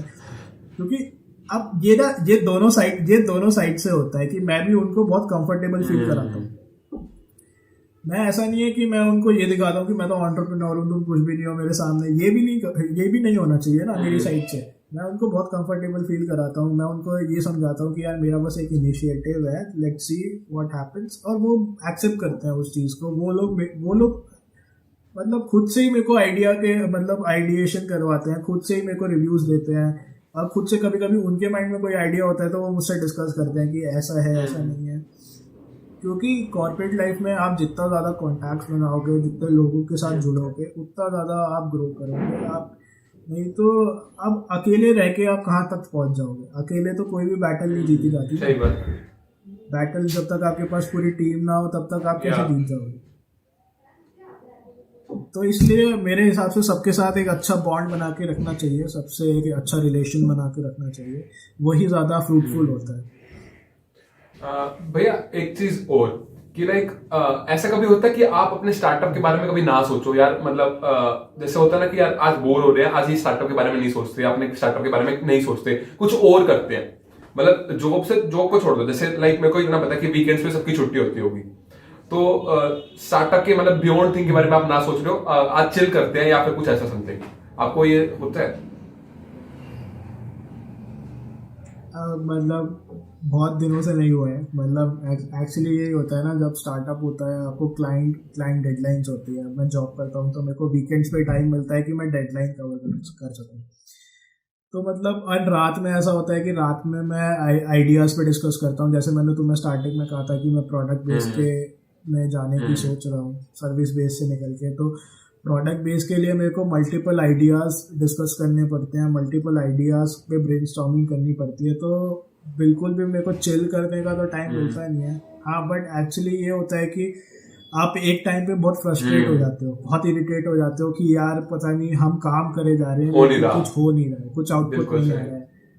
हम बस काम ही करे जा रहे हैं। हम इतने सारे आइडियाज़ में हम डिस्कशन कर चुके हैं, इतने सारे आइडियाज़ हम ब्रेनस्टॉर्म कर चुके हैं, लेकिन एक भी आइडिया हमको ऐसा नहीं मिला कि जिस पर हम काम कर सकें। तो ये बहुत फ्रस्ट्रेटिंग हो जाता है। फिर आपको बहुत गुस्सा भी आता है, पर आप गुस्सा निकालोगे किस पे? आपके पास कोई नहीं गुस्सा निकालने वाले के लिए। आप किसी पे गुस्सा निकालोगे उल्टा आपके लिए नेगेटिव पॉइंट हो जाएगा वो, क्योंकि फिर सामने वाला बंदा आपको फिर उसी तरह ट्रीट करेगा, सामने वाला बंदा आपको फिर हेल्प नहीं करेगा। तो ये बहुत फ्रस्ट्रेटिंग हो जाता है। फिर उस टाइम पे लगता है कि चलो छोड़ो, कहीं बाहर जाते हैं, कहीं चिल करते हैं। बट ये है कि बहुत ही मिनिमम है मेरा, मतलब मैं बहुत ही कम जाता हूँ बाहर। मैं मतलब 2 साल से अपने कॉलेज फ्रेंड से भी नहीं मिला। मतलब कॉलेज फ्रेंड से मैं मिलना चाहता हूँ लेकिन मैं मिल नहीं पाता, ऐसा सीन है मेरा। तो ये है कि हाँ, कभी कभी हो जाता है कि चलो अभी एक आध टाइम के लिए हो आते हैं, एक कहीं यहाँ पास में ही हो आते हैं, कहीं चिल कर लेते हैं। बट बहुत ही मिनिमम टाइम के लिए, मतलब इतना होना चाहिए कि आप अपने आप को खो ना करें। मतलब ऐसा भी नहीं होना चाहिए कि आप स्टार्टअप का फोकस लूज कर रहे हो या फिर आप अपना विजन को साइड में रख के आप चिल करने चले गए, ऐसा नहीं होता मेरे साथ। मैं फोकस मेरा वही रहता है, लेकिन फॉर अ टाइम बिंग अब थोड़ा चेंज करने के लिए थोड़ा, मतलब ऐसा होता है ना कि आपको जब बहुत फ्रस्ट्रेटिंग हो आप थोड़ा चेंज कर लो अपने आप को, थोड़ा आप कहीं बाहर चले गए, इन्वायरमेंट चेंज हो, तो आपका ब्रेन थोड़ा फ्रेश हो जाता है और फिर आप थोड़े अलग तरीके से सोचने लग जाते हैं। स्कूल में होता था ना, हम पेपर दे रहे हैं, मैथ्स का पेपर दे रहे हैं, लेकिन सोल्यूशन नहीं निकल रहा, तो हमने वो क्वेश्चन स्किप कर दिया, हम दूसरे क्वेश्चन पे आ गए। लेकिन जब हमने वो क्वेश्चन दोबारा अटेम्प्ट किया तो वो सॉल्व हो गया। क्यों? क्योंकि हमारा माइंड अलग तरीके से सोचने लग गया उस टाइम पे। तो ये भी लाइफ के साथ ही है, इसलिए मेरे ख्याल से चिल करना ज़रूरी है, लेकिन अपना फोकस लूज मत करो, कॉन्सेंट्रेटेड रहो। मतलब लोग कॉन्सेंट्रेट करके रखो अपनी लाइफ में, आप क्या करना चाहते हो क्या नहीं करना चाहते। मतलब उस चिल करने को अपनी हैबिट मत बनाओ। लोग बहुत जल्दी हैबिट बना लेते हैं हर चीज़ की, कि यार चलो हर वीकेंड तो घूमना ही घूमना है, हर वीकेंड में तो कहीं जाना ही जाना है। ऐसा भी मत करो। भैया एक चीज और कि लाइक जब आपने स्टार्टअप को स्टार्ट किया तो फ्रेंड्स के, फैमिली वालों के क्या रिएक्शन थे और क्रिटिसिज्म कितना झेलना पड़ा आपको इस चीज पे? क्योंकि ये जरूरी होता है कि लाइक हर जब भी कोई बंदा स्टार्ट करता है तो ये होता है यार अबे क्या स्टार्ट कर रहा है, अबे इसके बस की भी है, कुछ समथिंग ऐसा होता है। दोस्तों का ये सामने को लगता है कि ऐसा होता है, बहुत लोग यही कहते हैं अबे नहीं होएगा इससे या कुछ भी। आई डोंट नो मेरे फ्रेंड्स का क्या रिएक्शन था। जैसे मैंने कहा कि मैं फ्रेंड से टच में नहीं रहा 2 साल तक, अभी 2 साल हो गए हैं, मैं मिलने भी नहीं गया उनसे। तो फ्रेंड्स का क्या रिएक्शन था मेरे को नहीं पता, लेकिन मुझे इतना पता है कि फ्रेंड्स ने एक बार को मेरे पे ट्रस्ट तो ज़रूर किया होगा कि हाँ ये कर लेगा क्योंकि इसके पास स्किल्स हैं, शायद ये तो सोचा ही होगा। अब ये मेरी थिंकिंग है, मुझे नहीं पता उन्होंने क्या सोचा क्या नहीं सोचा। फैमिली थोड़ी सपोर्टिव रही मेरे साथ, कि फैमिली को ये था कि चलो कोई नहीं, जॉब तो कर ही रहा है। फैमिली को ऐसा चाहिए होता है ना कि जॉब तो है ही इसके पास, कुछ हो ना हो, है ना। तो फैमिली को मैंने वो कॉन्फिडेंस दिया कि चलो मैं जॉब तो करूँगा ही, बट मेरे को ये चीज़ करने दो। मतलब वही है ना, आप देखो वही कन्विंसिंग वाली बात आ जाती है कि आप कैसे कन्विंस कर रहे हो। मतलब अगर आप अपनी फैमिली को ही कन्विंस नहीं कर पा रहे तो आप क्लाइंट को कैसे कन्विंस करोगे, है ना। तो फैमिली को अगर कन्विंस, अब हर्षित तुम यूट्यूब पॉडकास्ट बनाते हो यार, तो तुमने क्या कहते हैं, तुमने भी तो किसी तरह कन्विंस करा होगा ना पेरेंट्स को कि यार मैं ये करना चाहता हूँ। पेरेंट्स भी यही कह रहे थे, अब ये मेरा पैशन है। पेरेंट्स भी यही कह रहे थे कि लाइक तेरी स्टडीज इफेक्ट नहीं होनी चाहिए, तू कर ले कुछ भी, मतलब कुछ अच्छा ही, ऐसा नहीं कि भाई कुछ भी कर ले, वो नहीं। हाँ तो ये था वही ना, वही पेरेंट्स का तो यही होता है ना कि यार बंदा कुछ गलत ना करे, चाहे उसकी जिंदगी में बहुत अच्छा हो या ना हो, है ना, तो बंदा कुछ गलत ना करे। तो यही चीज होती है, पेरेंट्स को थोड़ा कॉन्फिडेंस में रख के चलोगे तो वो कभी डिनाई नहीं करेंगे तुम्हारे फैक्ट को। एंड एक्चुअली मैंने पेरेंट्स को ना कभी ऐसे बताया भी नहीं था कि मैं स्टार्टअप कर रहा हूँ। मैंने कम से कम 20 से ज़्यादा की फ्रीलांसिंग जब मैंने कर दी थी ना, तब मैंने पेरेंट्स को बताया था कि यार मैं फ्रीलांसिंग कर रहा हूँ और मैंने इतना इतना कर लिया, इतने क्लाइंट्स के साथ कनेक्शन बना लिए, अब मैं इसको नेक्स्ट लेवल पे ले जाना चाहता हूँ।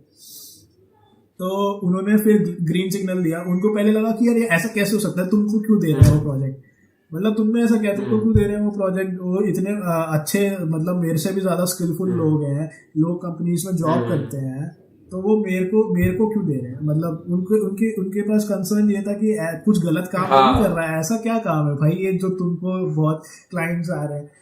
तो फिर मैंने उनको बहुत अच्छे से समझाया कि देखो ये एक प्लेटफॉर्म होता है, यहाँ पे कंपनीज प्रोजेक्ट देती हैं, बाकी लोग प्रोजेक्ट लेते हैं। एंड मेरे पास तब ऐसा हुआ था कि मेरे पास इंटरनेशनल क्लाइंट्स भी आए थे फ्रीलांसिंग के थ्रू, बहुत सारी कंट्रीज़ का काम किया मैंने। तो उनको फिर एक बार को ट्रस्ट हुआ, फिर मैंने उनको कहा कि मैं इसको नेक्स्ट लेवल पे ले जाना चाहता हूँ। एंड मेरे पास मेरा एक फ्रेंड है श्रेष्ठ, वो भी मेरे साथ काम करना चाहता है। तो उन्होंने ग्रीन सिग्नल दिया कि चलो ठीक है तुम ट्राई करो, ट्राई करने में कोई प्रॉब्लम नहीं है, क्योंकि ट्राई जब तक नहीं करोगे तब तक तुम कुछ कर नहीं सकते, है ना। एक इनिशिएटिव तो लेना ही है ना। तो उन्होंने मेरे को ग्रीन सिग्नल दिया। फिर जब मैंने शुरू करा तो उनको लगा कि यार चलो कुछ तो अच्छा कर रहा है हमारा लड़का। उनको ऐसा लगा एक बार को कि यार चलो कुछ तो अच्छा करा है इसमें। तो यही है कि फैमिली का, मतलब फैमिली थोड़ी सपोर्टिव रही, मैंने उनको कन्विंस किया। एंड फ्रेंड्स का ऐसा था कि कुछ जिनसे मेरी बात होती थी उनसे उनको ये था कि यार अर्पित पहले ना थोड़ा एक्सपीरियंस लेना ज़रूरी है यार, एक्सपीरियंस के बिना स्टार्टअप करना, क्योंकि 2 साल 3 साल आप किसी जॉब में एक्सपीरियंस ले लो फिर आप स्टार्टअप कर लो। बट यार मेरे को ऐसा लगता है कि जब हम जॉब करते हैं तो हम एक ही चीज़ करते हैं, कंपनीज आपको एक टास्क देगी एक ही टेक्नोलॉजी पे लेगी, लेकिन आप जब स्टार्टअप कर रहे हो तो आप 10 चीज़ें कर रहे हो, आप मल्टीपल टास्क कर रहे हो, आप क्लाइंट को भी कन्विंस कर रहे हो, आप ग्राफिक डिजाइनिंग भी कर रहे हो, आप सोशल मीडिया भी हैंडल कर रहे हो, आप डिजिटल मार्केटिंग भी कर रहे हो, है ना। तो ये बहुत सारी चीज़ें हैं जो आप एक साथ कर रहे हो, और थोड़ा थोड़ा मसाला, मतलब कहते हैं ना थोड़ा थोड़ा मसाला आ गया मेरे अंदर हर चीज़ का। तो ये शायद मेरे को जॉब में ना आ पाता अगर मैं सिर्फ जॉब ही करता 2 साल तो ये मेरे लिए फ्रूटफुल रहा। एंड यार देख, रिस्क वाली बात है तो यार जो जॉब हम कर रहे हैं मेरे को ऐसा लगता है कि जॉब तो अगर मैं जॉब छोड़ भी दूँ तो मेरे पास खोने के लिए क्या है, ये जॉब तो मेरी कभी भी लग जाएगी यार, मतलब TCS में मेरी जॉब कभी भी लग सकती है, मेरी कोई और कॉग्निजेंट जो भी तुम्हारी MNCs है मेरी कभी भी कहीं भी जॉब लग सकती है, तो इसमें रिस्क कैसे सही है ना। तो जब मेरे पास कुछ खोने को ही नहीं है, जब कुछ खोने को ही नहीं है तो यार फिर क्या दिक्कत है, करो काम। सही बात है, यस बिल्कुल सही। तो यही है। अब जिन फ्रेंड से मैं मिला नहीं, जिनसे मेरी बात नहीं होती, हाँ उनको बड़ा याद बड़ी आती है, उनके साथ हॉस्टल में मैंने 4 साल गुजारे, तो अब उन लोगों के साथ मन तो करता है बहुत मिलने का, लेकिन यही है कि मेरे को ऐसा लगता है कि अभी टाइम थोड़ा फोकस कर लूँ, थोड़ा सा अपने विजन की तरफ देख लूँ। दोस्त तो समझ ही जाएंगे ना यार कि हाँ बंदा कुछ करना चाहता था अपनी लाइफ में इसलिए नहीं मिला, दोस्त तो समझ ही जाएंगे। भैया एक चीज और कि लाइक आप जैसे वेबसाइट्स बनाते हो, एप्स बनाते हो, तो जैसे आपको ये लगता है कि आने वाले टाइम में ऑफलाइन जो वर्ल्ड है उसका एक वो खत्म हो जाएगा और ऑनलाइन का बूम आ जाएगा कि लाइक सब वेबसाइट्स की तरफ जाएंगे, लोग अपने प्रोडक्ट्स के लिए वेबसाइट्स की तरफ जाएंगे, आप क्या सोचते हो इसके बारे में? एक्चुअली बूम आ चुका है, मतलब आने वाला है नहीं, वो आ चुका है। तुम एक बात बताओ, पहले ऐसा होता था कि जो पुराने लोग हैं, जो ओल्ड लोग हैं, या फिर जो हमारे ग्रैंडफादर या उन सब की एज के हैं, वो लोग क्या करते थे पहले कि यार नहीं ऑनलाइन से मंगाना बड़ा रिस्की है, पता नहीं कैसा आएगा, कैसा साइज आएगा। लेकिन आज की डेट में क्या हो गया भाई, आज की डेट में अगर हम लोकल वेंडर्स के पास जाते हैं तो पहले अमेजोन में प्राइस चेक कर लेते हैं, फिर उनके पास जाते हैं, है ना। तो वो चेंज आ गया है ना कि हम अब ऑनलाइन पे ट्रस्ट कर रहे हैं, ऑफलाइन से ज्यादा ऑनलाइन पे ट्रस्ट कर रहे हैं कि अच्छा इसका तो प्राइस इतना है। समझ रहे हो ना मेरी बात को। तो वो बूम आ चुका है आजकल। इंस्टाग्राम इन्फ्लुएंस इतना हो गया है कि लोग इंस्टाग्राम पे उनको वेबसाइट की जरूरत ही नहीं होती, वो इंस्टाग्राम पे बहुत अच्छा खासा बिजनेस कर लेते हैं। इंस्टाग्राम ने अपना बिजनेस प्लेटफॉर्म जो इतना अच्छा प्रोवाइड किया है, तो उनको वेबसाइट्स की जरूरत ही नहीं पड़ती। तो वो डिजिटल मार्केटिंग वाला एरा तो आ चुका है, और अगर आज की डेट में वो कोई नहीं कर रहा है तो वो बहुत नुकसान में रहेगा आने वाले 10-20 सालों में। तो मेरे ख्याल से हर बंदे को आज की डेट में एक डिजिटल मार्केटिंग का कोर्स तो करना ही चाहिए। कोर्स नहीं, अगर खुद से आते तो वो वेल एंड गुड है, अगर आप यूट्यूब से सीख रहे हो वो भी बहुत अच्छा है, अगर कोई अफोर्ड कर सकता है तो वो कोई कोर्स करे, लेकिन करे जरूर। डिजिटल मार्केटिंग बहुत अच्छा स्कोप है आगे जाके। मैं एक चीज और पूछ रहा था कि लाइक फ्रीलांसर और एंटरप्रेन्योर, मतलब आप जब फ्रीलांसिंग की तरह काम करते थे जब आप एंटरप्रेन्योर, मतलब जब आप स्टार्टअप पे काम कर रहे हो, इनमें डिफरेंस क्या क्या आया, मतलब चेंजेस कैसे कैसे आए, ये बताओ थोड़ा सा। एज एन एंटरप्रेन्योर जब मैं काम करता हूँ तो मैं कंपनी के बारे में सोचता हूँ कि यार मेरे को कंपनी का स्केलेबल बनाना है कंपनी को, तो मैं कैसे बना सकता हूँ कि मैं क्लाइंट को क्या सर्विस दूँ जो क्लाइंट मेरे साथ जुड़ा रहे, लॉन्ग टर्म में जुड़ा रहे। मैं ऐसी क्या सर्विस दे सकता हूँ क्लाइंट को जो मेरे कम से कम वो 5 साल मेरे बिजनेस प्लान को वो सपोर्ट दे, क्योंकि बिजनेस प्लान कम से कम 2 साल का तो होना चाहिए, 3 साल का, 5 साल का। तो अब जब आपके पास 2 साल का बिजनेस प्लान नहीं है तो आपका बिजनेस नहीं चलेगा, मतलब मेरे ख्याल से इतना ग्रो नहीं कर पाएगा। तो मैं क्लाइंट्स पहले एज अ एंटरप्रेन्योर ऐसे क्लाइंट्स को टारगेट करता हूँ कि जो मेरे 5 साल तक मेरे साथ जुड़ा रहेगा। अब इसमें भी एक फैक्टर आता है कि एज एन एंटरप्रेन्योर आप अपनी टारगेट ऑडियंस कैसे सेट कर रहे हो। अब आपको अपनी टारगेट ऑडियंस ही नहीं पता है तो फिर आप कैसे अपना बिजनेस ग्रो करोगे। बहुत लोगों को अपनी टारगेट ऑडियंस ही नहीं पता होती। प्रोडक्ट बेचने के लिए आपको आपको पता होना चाहिए कि किस यूजर को क्या नीड है। बिल्कुल।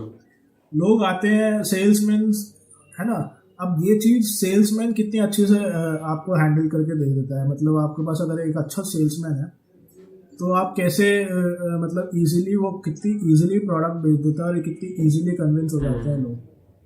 तुम्हें पता है हर्षित तुमने कभी बस में ट्रैवल करा है?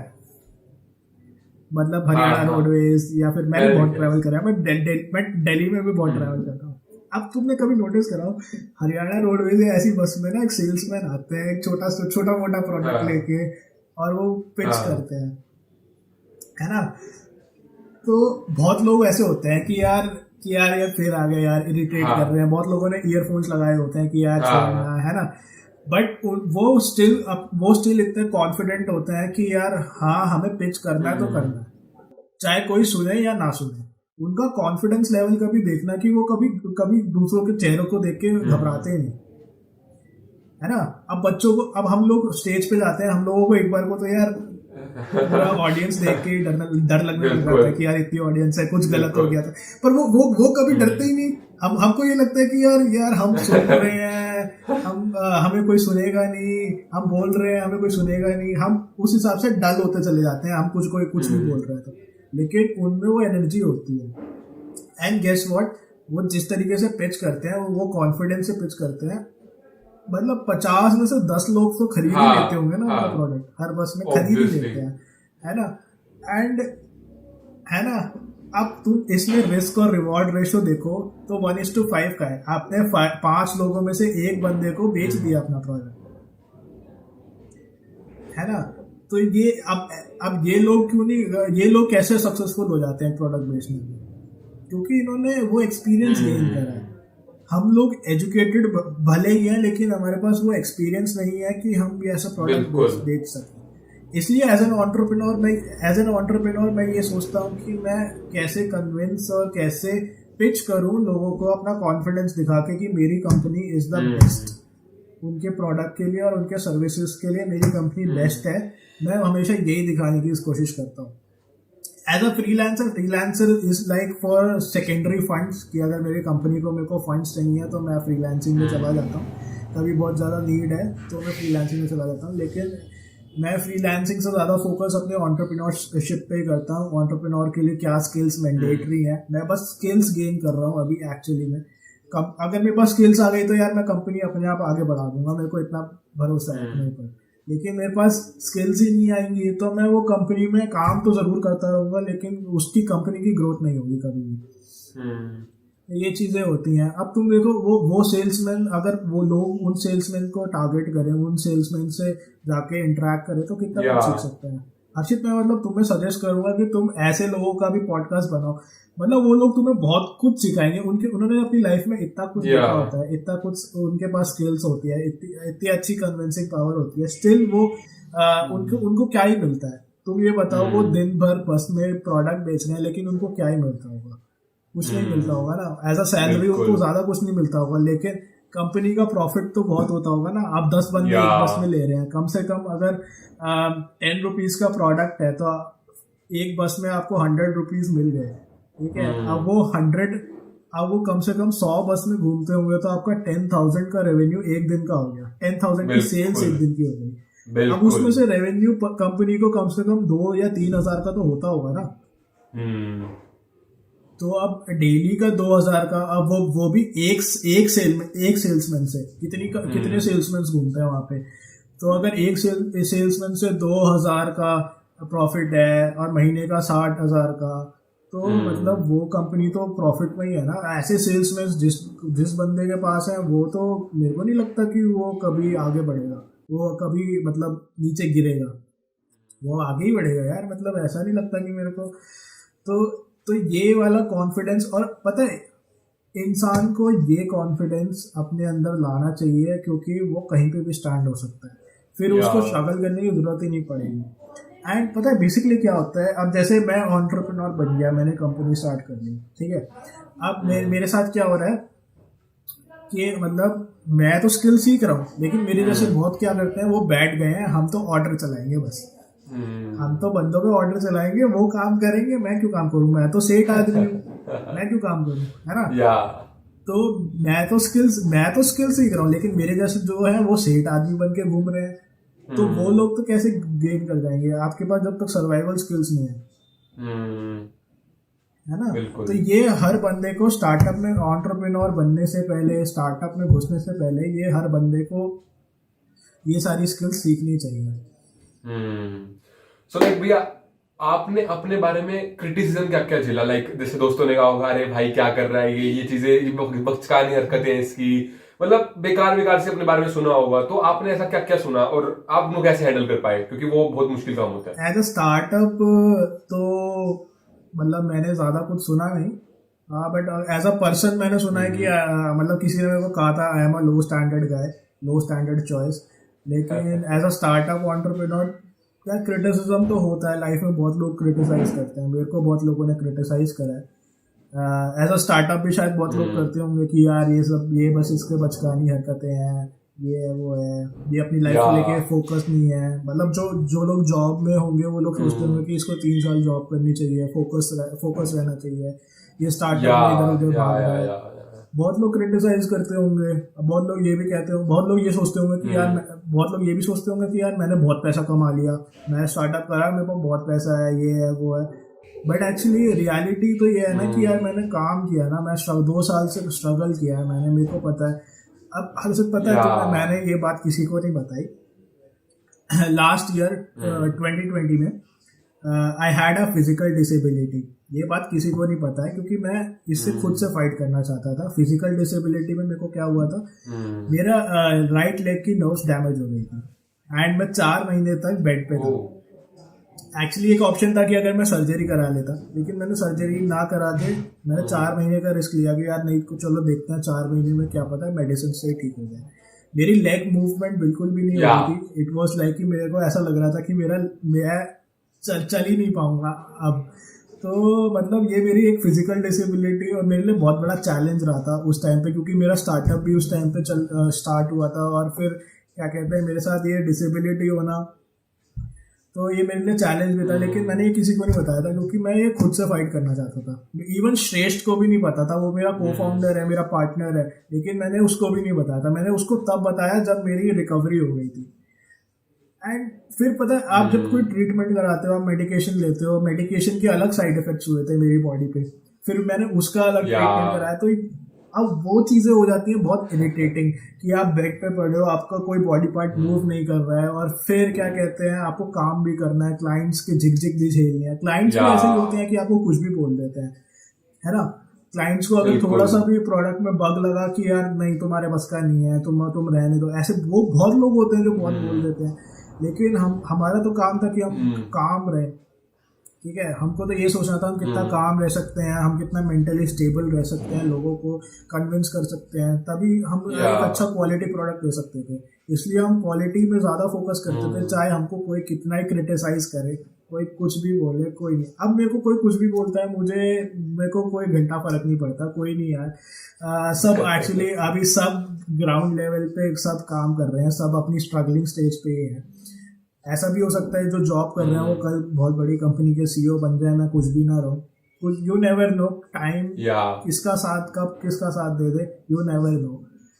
तो मेरे लिए तो बहुत खुशी की बात होगी, कोई जिसको मैं जानता हूँ वो बहुत ज़्यादा सक्सेसफुल हो गया मेरे से।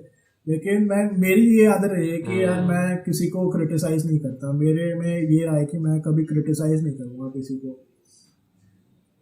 तो बहुत चीज़ें होती हैं। अब ये मैंने तुम्हारे चैनल पे बता दिया, मतलब तुम्हारे पॉडकास्ट में बताया, क्योंकि अब ये होता है कि एक इंसान भी भर जाता है जब लोगों को बहुत लगता है ना, इतना क्रिटिसिज्म जब लोगों को मिलता है।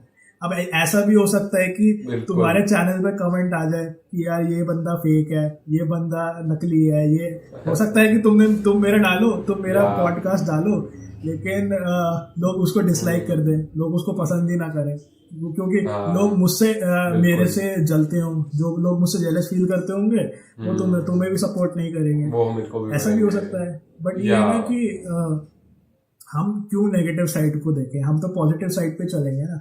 अब तुम्हारे जैसे कितने यूट्यूबर्स हैं, अगर मैं कैरी मिनाटी की बात करूं या फिर मैं ट्रिगर्ड इंसान की बात करूं, उनको कितने लोगों ने क्रिटिसाइज किया है, कैरी मिनाटी, भुवन मैम को कितने लोगों ने बहुत क्रिटिसाइज किया है, स्टिल वो आज एक रिमार्केबल प्लेस पे है। बहुत बहुत तो क्रिटिसिज्म को एज अ आप पॉजिटिव वे में लोगे तो आप मतलब सक्सेसफुल बनोगे ही बनोगे। आपको बस ये उसमें पॉजिटिव, उस क्रिटिसिज्म में एक पॉजिटिविटी ढूंढनी है कि नहीं चलो ठीक है, इस पे मेरी कमियां बताई हैं, मैं उसको ओवरकम करूंगा और फिर और ज़्यादा अच्छा रिजल्ट दूंगा। तो एज अ आप उसको फीडबैक लो, फीडबैक कहते हैं ना, कस्टमर फीडबैक लेना बहुत ज़रूरी होता है। कस्टमर लोग रिव्यूज़ देते हैं, स्टार रेटिंग, तो एज अ स्टार रेटिंग लो, अच्छा ठीक है इसकी क्रिटिसिज्म ऐसी थी, इसने मेरे को ये बोला तो चलो for him I am a 2 star guy, तो ठीक है मैं 2 स्टार को 4 स्टार में बदलने की कोशिश करूंगा, ये मेरी एक रियलिटी है। अब देखो, अब इसका एग्जांपल दूं तो एयरटेल का एक ऐड आता है, उसमें कहते हैं कि हम कस्टमर रिक्वेस्ट और कस्टमर कंप्लेंट्स को कम करना चाहते हैं। तो वो एक बहुत अच्छा इनिशिएटिव लिया है ना उन्होंने कि कस्टमर कंप्लेंट्स एक दिन 0 हो जाएंगी उनकी तरफ से। तो ये एक काइंड ऑफ इम्प्रूवमेंट टेक्निक है कि आप कैसे अपने आप को इम्प्रूव करें। देखो फर्क होता है इम्प्रूव में और प्रूव में। टाइम इन्वेस्ट करो इम्प्रूव करने में, वेस्ट मत करो प्रूव करने। क्या बात है भैया, बिल्कुल सही कहा आपने, मेरे को काफी अच्छा लगा ये। ठीक है, तो ये चीजें होती रहती हैं, तो इनसे डरना नहीं है, बस काम करते रहो, चुपचाप आगे बढ़ते रहो, इतना डरने की जरूरत नहीं है। क्रिटिसिज्म होते रहते हैं, कोई बात नहीं। सो लाइक भैया आपने एक चीज बताई थी कि आपके एक को फाउंडर है श्रेष्ठ भैया, तो आपके और उनके बीच में थॉट्स को लेके कंट्रोवर्शियल होता है कभी, यार तूने गलत बोला है, मैंने गलत बोला है, ऐसा कई बार हुआ है कि लाइक यार मेरे को तेरा ओपिनियन पसंद नहीं आया, मतलब क्रॉस ओपिनियन हो रहे हैं उनके, आपके और उनके बीच में कि यार तू यहाँ गलत बोल रहा है, तू यहाँ सही बोल रहा है, तो आप उनको कैसे हैंडल करते हो? तो ये चीज आप कैसे हैंडल कर पाते हो? हाँ, मतलब एक्चुअली स्टार्टअप तो हम दोनों का ही है, हम दोनों इक्वली पार्टनर्स हैं। मतलब वो जो भी डिसीजन लेता है मैं उसके अगेंस्ट नहीं जाता, क्योंकि वो भी एक कुछ ना कुछ मेरे स्टार्टअप में वैल्यू डाल रहा है, इसलिए मैं उसके कभी डिसीजन में नहीं जाता और वो मेरे डिसीजन के अगेंस्ट नहीं जाता।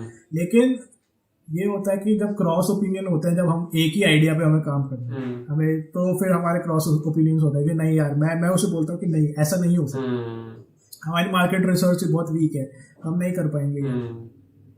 एंड ही इज लाइक यार नहीं भैया, ऐसे करते हैं कि इसका सोल्यूशन निकालते हैं, सोल्यूशन निकाल के देखते हैं क्या कर सकते हैं क्या नहीं कर सकते हैं। मुझे ये दिख रहा है दूर से कि हम सोल्यूशन भी निकालेंगे तो टाइम लग जाए, टाइम वेस्ट होगा, क्योंकि मेरे को पता है कि नहीं आगे वो फ्रूटफुल होगी नहीं। तो ये ओपिनियंस हो जाते हैं, कभी कभी बहस भी हो जाती है, आर्ग्यूमेंट भी हो जाता है। बट ये है कि हमें पता है ना कि जब तक हम एक दूसरे के साथ काम नहीं करेंगे तो हम कभी ग्रो नहीं कर पाएंगे। आर्ग्यूमेंट्स हेल्दी होने चाहिए। आर्ग्यूमेंट्स जब तक हेल्दी नहीं होंगे ना, तब अब बहुत नेगेटिविटी नहीं होनी चाहिए एक दूसरे के लिए। हमारे आर्ग्यूमेंट्स जो भी होते हैं हेल्दी इतने होते हैं कि यार हाँ, एक पॉइंट पे ऐसा हो जाता है कि हम एक दूसरे को स्कोर देते हैं कि नहीं 0-1, 1-0, 2-0, 2-1, 2-1। अगर उसने एक पॉइंट रख दिया और वो उसमें मैं कन्विंस हो गया तो वो 1-0, अगर मैंने उसको एक पॉइंट रखा वो कन्विंस हो गया, तो एट द एंड हम दोनों में से कोई एक बंदा तो कन्विंस हो ही जाता है हमारे ओपिनियंस में। तो ये भी एक अच्छा, मतलब मेरे को लगता है कि हम दोनों का ऐसा एक बॉन्ड है कि चलो हम दोनों एक दूसरे से चीज़ें शेयर कर सकते हैं, ओपिनियंस में डिस्कस कर सकते हैं। और फिर ये कि जब तक हम आपस को ही कन्विंस नहीं कर रहे तो हम इन्वेस्टर को कैसे कन्विंस करेंगे कि हमारा आइडिया क्यों अच्छा। इस चीज़ में हमारा ये हो जाता है कि हमारा एक तुम कह लो कि प्रोटोटाइपिंग हो जाती है, इन्वेस्टर्स को कैसे पिच करना है या फिर आपकी कैसे कन्विंस करना है। हमारी प्रेजेंटेशन ऐसी रेडी हो जाती है कि यार चलो हमारे पास ये आइडिया है, हम इसको इन्वेस्टर को ऐसे कन्विंस करेंगे। एंड श्रेष्ठ को आई डोंट थिंक कि श्रेष्ठ को, मेरे को ऐसा लगता है कि श्रेष्ठ ऐसा सोचता है कि मैं कन्विंस हो गया तो कोई भी कन्विंस हो जाएगा, क्योंकि मेरे को ना कन्विंस करना थोड़ा मुश्किल है। मैं इतनी इजीली कन्विंस होता नहीं हूँ। मैं जब तक, मैंने कहा ना, मैं स्वॉट एनालिसिस जब तक ना कर लूँ, तब तक मेरे को उसके चीज़ों के बारे में पता ना लग जाए, तब तक मैं कन्विंस नहीं होता। लेकिन श्रेष्ठ मतलब बहुत फाइट मारता है कि मैं कन्विंस हो जाऊँ। एक्चुअली मैं बहुत चीज़ों में कन्विंस हो भी जाता हूँ, मैं बहुत चीज़ों में कन्विंस हुआ और उसने वो प्रूफ भी करा है कि हाँ ये चीज़ सही थी, ये चीज़ ओपिनियन, ये उसका ओपिनियन वो सही था, या फिर उसकी रिसर्च या उसका आइडिया सही था। तो ये चीज़ें रहती हैं। सो लाइक भैया, एज अ स्टार्टअप गाय, आपने क्या क्या सेक्रीफाइस किया? क्योंकि मेरे को लगता है बहुत से सेक्रीफाइस हर बंदे को करने पड़ते हैं, तो आपने ऐसा क्या क्या सेक्रीफाइस करने पड़े? सैक्रिफाइस तो पहले वही होता है, आपकी सोशल लाइफ खराब हो जाती है। मतलब आप लोगों से मिलना बंद कर देते हैं, मतलब आपको फिर आपकी इस वजह से आपकी मेंटल हेल्थ, फिजिकल हेल्थ ये भी खराब होती है। एंड सैक्रिफाइसेस ये होता है, आप फैमिली को कितना टाइम दे रहे हो आप, ये तो चीज़ें छोटी मोटी होती हैं एक स्टार्टअप के लिए, इसको मैं सैक्रिफाइस तो नहीं कहूँगा। लेकिन एक सैक्रिफाइस पता है, सैक्रिफाइस तो वही होता है कि आपका टाइम कितना आप इन्वेस्ट कर रहे हो और उसमें कितना आउटपुट दे रहे हो। आप अभी जैसे आई एम 23, अगर मैं रिस्क लेता हूँ तो मेरे को कम से कम 5 साल का रिस्क लेना पड़ेगा, तो मैं 28 का हो जाऊंगा, और उस टाइम पे फेल हो गया तो मेरे को अपनी लाइफ रिस्पॉन्सिबिलिटीज जो हो जाएंगी उस टाइम तक, उसमें सैचुरेट करके उसमें सेटल होना, वो होता है सेक्रीफाइस एक्चुअली। एंड लोग करते हैं, लोग डरते हैं इन चीज़ों से, इसलिए मैं कभी डरता नहीं। लोग कोई नहीं, 28 के ही तो है, 28 में फेल हो गए, दोबारा कोई 32 तक कर लेंगे और कुछ ऐसे हो जाएगा, कोई नहीं। लाइफ, मैंने बोला ना, लाइफ जर्नी है, तो सैक्रिफाइस करो, कोई नहीं। बट हाँ, अपनी फैमिली, मैं ये कहूँगा कि अपनी फैमिली को कभी अलग मत करो अपने साथ। फैमिली बहुत मेजर सपोर्ट रहती है आपके साथ, क्योंकि एट द एंड सब आपका साथ छोड़ देंगे, लेकिन आपकी फैमिली आपका कभी साथ नहीं छोड़ेगी। तो फैमिली को कभी अलग मत करो, उनके साथ टाइम स्पेंड करो। एंड मैं ये कहूँगा कि दोस्तों को भी कभी अलग नहीं करना चाहिए, दोस्त भी साथ देते हैं। वो था ना एक शाहरुख खान का डायलॉग कि यार वो दोस्त को कभी नहीं भूलना चाहिए जो आपके साथ तब साथ था जब आप कुछ भी नहीं थे, तब था जब आपके साथ कोई भी नहीं था। उन दोस्तों को भी भूलना नहीं चाहिए। मैं नहीं भूला एक्चुअली, बस ये है कि मैं मिल नहीं पाता, मेरे अपने रीजंस हैं कुछ। बट ये है कि हाँ, सबके साथ एक अच्छा बॉन्ड शेयर करके रखना चाहिए, सोशल लाइफ मेंटेन करके रखनी चाहिए। वो बैलेंस जब बना लोगे आप अपनी लाइफ में, तो आप अपने आप ग्रो करोगे, ये तो डेफिनेटली है। एंड सैक्रिफाइसेस में और मैं तुम्हें बताना चाहूँगा कि यार कभी भी किसी चीज़ के लिए, किसी चीज़ का ना मोह मत पालो। बहुत लोग ना मोह में रह जाते हैं कि यार जॉब का मोह है, जॉब कंपनी अच्छी है यार, जॉब भी अच्छी है, मेरी सैलरी आ रही है, तो उस चीज़ का मोह मत पालो। मोह माया में फंस जाओगे तो नहीं कुछ होगा। तो कहते हैं ना, मोह माया में नहीं रहना चाहिए। एक्चुअली मोह माया वही होती है कि आप किसी चीज़ के लिए फंस गए हो, किसी चीज़ से अट्रैक्टेड हो, लेकिन आप उसको छोड़ना भी नहीं चाहते। आप रिस्क लेना चाहते हो, लेकिन आपके साथ जो है उसको छोड़ना भी नहीं चाहते। तो कुछ तो छोड़ना पड़ेगा, कुछ पाने के लिए कुछ खोना पड़ता है, वो तो खोना ही पड़ेगा आपको। अब बट ये है कि हाँ, बिल्कुल, ये है कि अब मैं दोस्तों से मिलूंगा ना अपने, तो वो जरूर मुझसे पूछेंगे कि यार मैंने अपना फ़ोन चेंज करा या नहीं करा। मतलब लिटरली ना, मेरे पास एक यही फ़ोन है, मैं कैमरा में दिखा देता हूँ, मेरे पास वही फ़ोन है 6 साल से, 4 साल में बीटेक के और 2 साल अब, क्योंकि मेरे को उसकी वर्थ ही नहीं लगी। क्योंकि मेरे को अगर मैं फ़ोन में पैसे स्पेंड कर देता तो मैं स्टार्टअप नहीं कर पाता। तो एक्चुअली ये भी एक मेरे लिए सैक्रिफाइस है कि यार मैं अपने लिए एक अच्छा फ़ोन नहीं ले पाता। लेकिन हाँ, बट ये है कि मेरे को खुशी मिलती है कि मैं काम करता हूँ, मेरे को अपने काम से बहुत खुशी मिलती है। मैं अगर कहीं पैसा लगा रहा हूँ, अपना इन्वेस्ट कर रहा हूँ, उससे मेरे को अच्छा रिटर्न मिल रहा है, तो मेरे को उस चीज़ में खुशी मिलती है। कहते हैं ना, अपने एसेट्स बनाने चाहिए, डेप्रिशिएटिंग एसेट्स में कभी इन्वेस्ट नहीं करना चाहिए। लोग डेप्रिशिएटिंग एसेट्स में बहुत जल्दी पैसा लगा देते हैं, कार खरीद लेंगे, कार की वैल्यू आप शोरूम से निकलते ही उसकी 1 लाख रुपए कम हो जाती है। मतलब है ना, बिल्कुल सही, लोग ऐसी चीज़ें खरीद लेते हैं जिसकी कोई वैल्यू ही नहीं है, जिसकी कोई रीसेल वैल्यू नहीं है। तो आपको ऐसी एक जगह इन्वेस्ट करना चाहिए।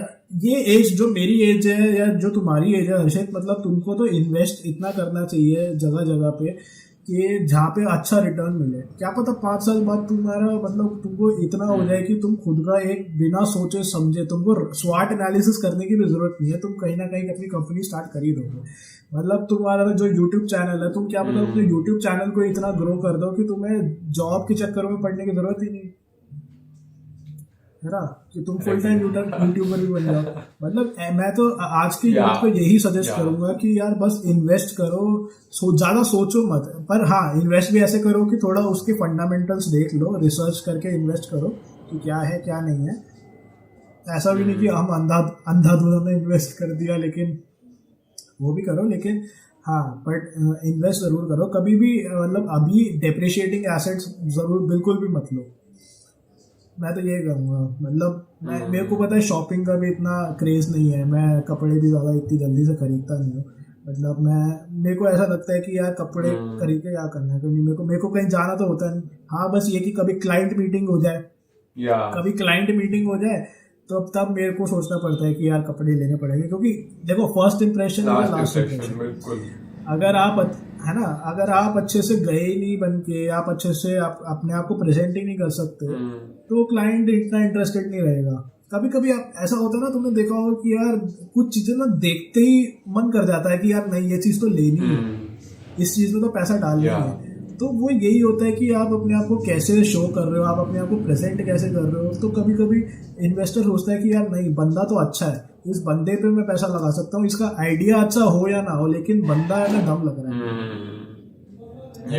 तो आप अपने आप को ऐसे इतना स्ट्रांग, इतना कॉन्फिडेंट दिखाओगे तभी आप मतलब कुछ कर सकते हो।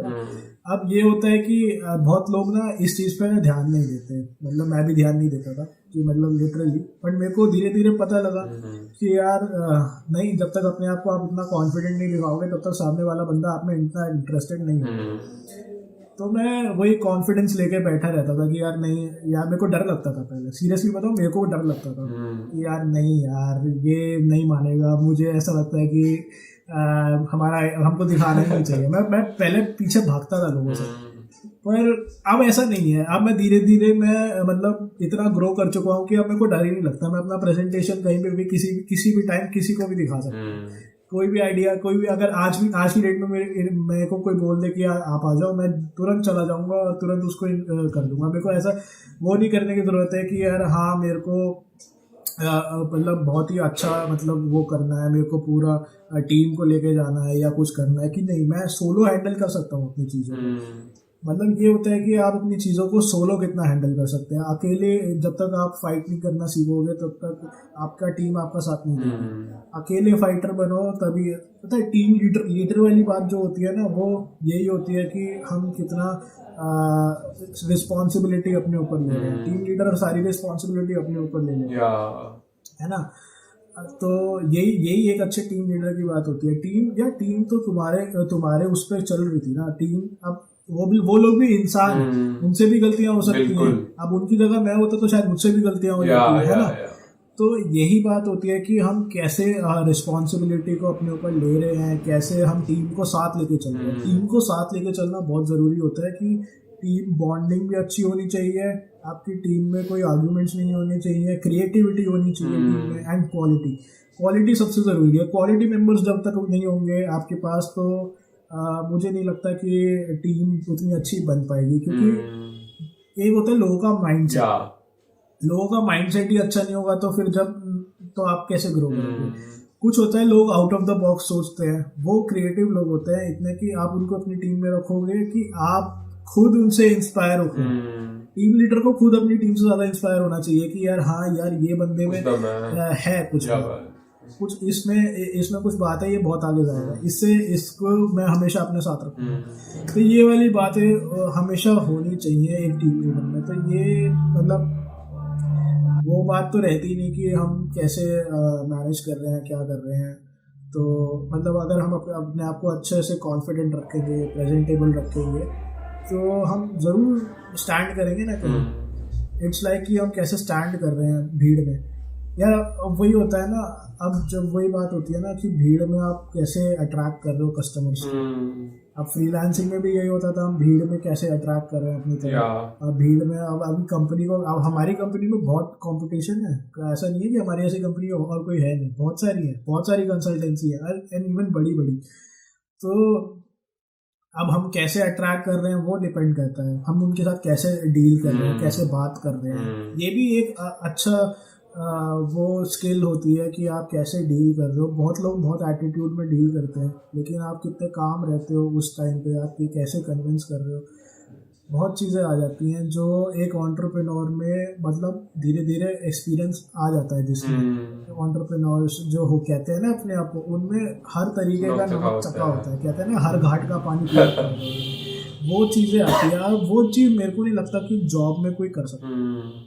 जॉब में आप एक टीम में एज अ टीम मेंबर हो, लेकिन आप एज अ एक ही काम कर रहे हो, आपके पास अलग अलग चीज़ों का एक्सप्लोरेशन नहीं है। पर एंटरप्रेन्योरशिप में एक्सप्लोरेशन मिलता है। वो एक्सप्लोरेशन मतलब हर चीज़ का हो जाता है आपके पास। अब मेरे को कोई कह दे यार कि यार ये प्रोडक्ट है, ये मैं फुल कॉन्फिडेंट रहता हूँ कि मेरे को ये चीज़ें चल लगेगी, ये कॉन्सेप्ट है, ये मॉड्यूल्स बनाने हैं, ये फ्रेमवर्क कैसे बनेगा। मैं ऑन द स्पॉट में बोल सकता हूँ कि मेरे को क्या चाहिए, कैसा फ्रेमवर्क चाहिए और उसमें क्या क्या होना चाहिए, मैंडेटरी चीज़ें। तो क्लाइंट इजीली कन्विंस हो जाएगा ना कि यार इसको नॉलेज है, यार ये बंदे के पास रिसोर्सेज भी हैं, ये बंदा इजीली टाइम डेडलाइन पे कर भी देगा। तो वो कॉन्फिडेंस तो हमें दिखाना पड़ेगा ना क्लाइंट को। सो लाइक भैया आपने बहुत कुछ चीजें बताई, मतलब मेरे को काफी कुछ सीखने को मिला एंड व्यूअर्स को भी काफी कुछ सीखने को मिलेगा। और अब जाते जाते मैं आपको ये कहना चाहूंगा कि भैया कुछ एडवाइस ऐसी दे दो जो अपकमिंग एंटरप्रेन्योर्स आ रहे हैं उनको हेल्प कर दे, ताकि वो अपने स्टार्टअप को रन कर सके। वैसे तो मैं बहुत सारी एडवाइसेस ऑलरेडी बोल चुका हूँ। जो एंटरप्रेन्योर्स एक्चुअली आ रहे हैं उनको तो मैं यही कहूँगा कि पहले अपना खुद का स्वॉट एनालिसिस करें, वो खुद कहाँ स्टैंड करते हैं। सबसे पहले चीज़ ये है कि हम खुद कहाँ स्टैंड करते हैं, हमारे पास क्या स्किल्स हैं, उस स्किल्स में क्या अपॉर्चुनिटीज़ हैं, क्या थ्रेट्स हैं। ये सारी चीज़ें कैलकुलेट करके फिर एक अपना डोमेन चूज करें कि हमको किस डोमेन में काम करना है। बहुत लोग ये सोचते हैं कि हमको प्रोडक्ट बेस में जाना है, तो प्रोडक्ट बेस में जाने के लिए आपके पास वो स्किल भी होनी चाहिए, वो टीम भी होनी चाहिए, वो देखें। एंड पता है एंटरप्रेन्योर्स में एक सबसे बड़ा मिथ होता है कि हाँ हमने एक प्रोडक्ट लॉन्च कर दिया तो कल के करोड़पति हम बनेंगे। मतलब ये बहुत बड़ा मिथ होता है कि अब हमारी कंपनी है जो 100 करोड़ पार करेगी या यूनिकॉर्न स्टार्टअप में कुछ भी हो जाएगा। लेकिन ये मिथ लेके ना घुसे एंटरप्रेन्योरशिप में। एंटरप्रेन्योरशिप में घुसना है तो पहले सारी चीज़ें रिसर्च करें, स्टडी करें, उसके बाद छोटे छोटे स्टेप लें। ऐसा नहीं है कि एकदम से हमने भाई ड्रीम बिग कर लिया लेकिन हमारे पास कोई वर्क प्लान नहीं है। एक वर्क प्लान होना बहुत ज़रूरी है। आपके पास एक बिजनेस प्लान है, एटलीस्ट छोटा सा बिजनेस मॉडल और उसका छोटा सा बिजनेस प्लान होना बहुत ज़रूरी है। तभी आप स्केल कर सकते हो। एंड उसके बाद स्केलेबल प्रोबेबिलिटी आपकी क्या है ये आप कैसे जज कर रहे हो, ये मेरे लिए सबसे मैं ये एडवाइस ज़रूर करना चाहूँगा। एंड स्किल्स कैसे गेन कर रहे हो आप, कौन कौन सी स्किल्स आपके पास होनी चाहिए। हर चीज़ जैसे मैं बोल चुका हूँ पहले, अडेप्टेबिलिटी, सर्वाइवल स्किल्स, आप कम्युनिकेशन स्किल्स कैसे है, आपकी कन्विंसिंग पावर कैसी है, ये चीज़ें। एंड आप टीम लीड कैसे कर रहे हो, टीम लीडरशिप क्वालिटीज़ जिसमें है वो एक अच्छा एंटरप्रेन्योर बन सकता है। एंड किसी को क्रिटिसाइज मत करो, किसी सबके साथ एक अच्छा बॉन्ड बना के रखो। एंड दैट्स इट, मतलब यही एक है। एंड सबके साथ एक अच्छा रिलेशन बना के रखो, कनेक्शंस बना के रखो, कॉन्टैक्ट्स आपके बहुत ज़रूरी होते हैं, आप कहाँ से क्या कॉन्टैक्ट बना के रखते हो। एंड सबसे हम्बली बात करो, सबसे काम रहो, काइंडनेस स्प्रेड करोगे जितना अच्छा उतनी ज़्यादा आप ग्रो करोगे। काइंडनेस एंड हैप्पीनेस एक दो मेजर चीज़ें होती हैं जो एक इंसान को चाहिए। मतलब इंसान एक ऐसी चीज़ है ना कि यार जिससे उसको काइंडनेस और हैप्पीनेस मिल रही है वो उसके साथ अट्रैक्ट हो जाता है, अटैच हो जाता है। तो आप भी अपने क्लाइंट्स के साथ वैसी अटैचमेंट बना के रखो। एंड ग्राउंड लेवल लोगों के साथ आप ज़्यादा इंटरेक्ट करो, मतलब उनसे सीखो। उनको ये मत समझो कि यार वो छोटे लोग हैं, वो अनएजुकेटेड लोग हैं, वो हमसे ज़्यादा अच्छा कर रहे हैं अनएजुकेटेड बन के भी। मतलब उनके पास कोई एजुकेशन नहीं है फिर भी वो हमसे इतना ज़्यादा अच्छा कर रहे हैं। अगर उनके पास एजुकेशन होती तो वो और ज़्यादा अच्छा कर देते हैं उनसे। तो उनसे बना के रखो, उनको एज अ टीम मतलब इंक्लूड करो, अपनी टीम में इंक्लूड करो तो जाके वो आपको हेल्प कर सके। यही है, आप जितना अच्छा आप अपने आप को रखोगे उतना अच्छा सामने वाला आपको ट्रीट करेगा। आप कितना ज़मीन से जुड़े हुए हो, मतलब ग्राउंड लेवल बंदे, मतलब मैं ज़मीन से जुड़ा हुआ आदमी हूँ। मैं ज़्यादा हाइप नहीं क्रिएट करना चाहता, मैं ज़्यादा ये नहीं दिखाना चाहता कि लोगों को कि हाँ मैं ही हूँ जो कुछ हूँ। मैं मतलब सिंपल सा बंदा रह के रहना चाहता हूँ। सिंप्लिसिटी मेरे लिए बहुत बड़ी चीज़ है। तो मैं हर एंटरप्रेन्योर को ये कहूँगा कि सिंपल रहें, काम करते रहें, फोकस रखें अपने आप को, ज़्यादा फ्रस्ट्रेटेड ना हो, फैमिली के साथ अच्छे रिलेशन बना के रखें। एंड स्किल्स, मैंडेटरी स्किल्स ज़रूर सीखें, बैकअप रखें, एक अच्छा मल्टीपल सोर्सेज ऑफ इनकम रखें, रिसर्च करते रहें नए नए आइडियाज़ में, नए नए इनोवेशंस में। तभी जाके, and business plan, business ideation, brainstorming कैसे करनी है, वो सब। क्योंकि जब तक आप वो डिस्कस नहीं करोगे तब तक आप में वो बात नहीं आएगी, वो कॉन्फिडेंस नहीं आएगा। एंड लोगों से जाके इंटरेक्ट करो, मतलब स्टेज पे खड़े होकर लोगों से किसी के साथ जाके इंटरेक्ट करो। कॉन्फिडेंस गेन करने का सबसे बेस्ट तरीका है जाके लोगों से इंटरेक्ट करो। बहुत लोग ना अकेले रेस्टोरेंट चले जाएंगे लेकिन इंटरेक्ट नहीं करते लोगों से। या वो चीज़ होनी चाहिए कि आप अकेले जा रहे हो तो किसी से इंटरेक्ट करो, किसी को दोस्त बना लो। अगर आप किसी को दोस्त भी नहीं बना सकते तो फिर आप क्या करोगे, आप क्या ही कर लोगे।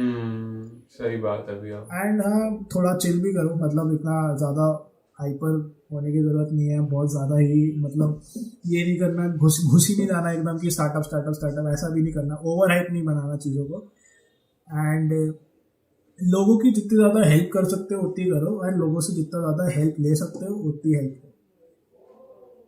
That's it. एंड फंड्स कैसे मैनेज कर सकते हैं, ये भी आपको एक ज़रूरी फैक्टर है, क्योंकि फिनेंशियल नॉलेज होना बहुत ज़रूरी है। लोगों के पास फाइनेंस की इतनी नॉलेज नहीं होती लेकिन स्टिल वो अपना बिजनेस करते हैं। तो एक बार अगर लोगों को फिनेंस की नॉलेज हो, कितना फंड्स कैसे स्टेबल रखना है, कहाँ पे क्या इन्वेस्ट करना है, कहाँ पे कैसे फंड्स को मैनेज करना है, रेवेन्यू को कैसे मैनेज करना है, आपका एम्प्लॉयज़ को कैसे सेटल डाउन करना है, ये सारी चीज़ें भी हो तो एक एंटरप्रेन्योर मेरे ख्याल से एक परफेक्ट एंटरप्रेन्योर बन जाएगा जब ये सारी स्किल्स उनमें हो जाएंगी या फिर ये सारी चीज़ें उनमें हो जाएंगी। एंड बस डरना नहीं है, फेलियर से डरना नहीं है। फेलियर बहुत मैटर करते हैं आपकी लाइफ में। जितनी ज़्यादा आप मिस्टेक करोगे उतनी ज़्यादा आप फेल होगे, उतना ज़्यादा आपको एक्सपीरियंस मिलेगा लाइफ का। लाइफ को एक जर्नी की तरह एंजॉय करो। सक्सेस तो आपको मिल ही जाएगी कभी ना कभी, एंड कहीं ना कहीं आपको मिल ही जाएगी। सब अपने टाइम जोन के हिसाब से है, किसी को जल्दी मिल जाती है सक्सेस, किसी को थोड़ा टाइम लगता है, लेकिन एट द एंड सब अपनी लाइफ में सक्सेसफुल बन ही जाते हैं। तो यू नेवर नो कि आप कहाँ से पहुँच के कहाँ जा सकते हो। बस इंस्पायर होते रहे, मोटिवेट होते रहे, लेकिन काम ज़रूर करते रहे, काम को ना छोड़े, कंफर्ट जोन में ना बैठे, काम करते रहे। सो सबसे पहले थैंक यू सो मच भैया, आप मेरे चैनल पर आए और आपने बहुत सारा ज्ञान दिया। मतलब ये मेरा ऑल टाइम बेस्ट पॉडकास्ट रहा है। एंड मैं आपके साथ और भी फ्यूचर में पॉडकास्ट करने वाला हूँ, ऐप डेवलपमेंट पे और भी बहुत सारी चीजों पे। एंड भैया सबसे पहले मैं यही कहूंगा कि आई विश कि आपका जो स्टार्टअप है वो बहुत बढ़िया जाए। आपको अपने स्टार्टअप के लिए all the very best. And भैया फ्यूचर में कोलैबोरेशन करते रहेंगे। और साथ ही साथ मैं अपने व्यूअर्स को बताना चाहूंगा कि अर्पित भैया की और श्रेष्ठ भैया की जो आपकी लिंक्स है वो सारी डिस्क्रिप्शन में मिल जाएंगी, तो आप वहां से उनको कैच कर सकते हो और उनसे और भी सारी एडवाइस ले सकते हो। सो आई फिर से भैया all the best for your startup. And मेरे बारे में क्या कहना चाहोगे आप, थोड़ा सा ये बता दो। Thank you Harshit, thank you. वैसे एक्चुअली तुमने मतलब मेरे को ये प्लेटफॉर्म दिया शेयर करने का चीज़ों का। मतलब मैं कभी इतना बोला नहीं किसी के साथ भी, पर हाँ ये प्लेटफॉर्म मेरे को मिला, मैंने बहुत लोगों को एडवाइस दी। मतलब मेरे को ऐसा लगता है कि ये सुनने के बाद काफ़ी लोग मोटिवेट हो, इंस्पायर हो। मैं बस यही चाहता हूँ। And thank you very much मेरे को ये चांस देने के लिए। वैसे मैं इतना बड़ा हूँ नहीं अभी, वैसे बहुत ग्राउंड लेवल पे हूँ, लेकिन स्टिल अगर मैं लोगों को इंस्पायर कर सकता हूँ तो that is really great. And thank you all, thank you. And do subscribe Harshit Luthra channel, जो भी है। थैंक यू सो मच भैया, थैंक यू सो मच। बहुत अच्छा कर रहे हो अपनी फील्ड में हर्षित, मतलब करते रहो ऐसे। थैंक यू भैया, थैंक यू सो मच। तुमको भी सक्सेस मिलेगी। एंड मैंने जैसे सजेशंस दिए हैं तुम्हें कि अगर तुम चाहो तो तुम ग्राउंड लेवल लोगों का लो, एक इंटरव्यू ऐसी पॉडकास्ट लो, वो और ज़्यादा अच्छे से एक्सप्लेन करेंगे, क्योंकि वो ज़मीन से जुड़े हुए लोग हैं और वो उनकी लाइफ ही एक स्ट्रगल है। तो वो स्ट्रगल स्टोरी तो जब तुम लोगों को सुनाओगे, इंस्पायर करोगे, तो लोग और ज़्यादा इंस्पायर होंगे। सो एक बार फिर से भैया थैंक यू सो मच। और सभी व्यूअर्स को मैं एक बार फिर बता देता हूँ कि इनके लिंक सारे डिस्क्रिप्शन में मिल जाएंगे, वहां से इनसे नॉलेज लें और चैनल पर बने रहें। तो सबसे पहले थैंक यू सो मच भैया, और अगले पॉडकास्ट में आपके साथ फिर बात कर रहे होंगे एक अलग टॉपिक के बारे में। सो अभी के लिए सभी को bye bye and see you, take care. यहाँ पर एंड करते हैं पॉडकास्ट को, बाय।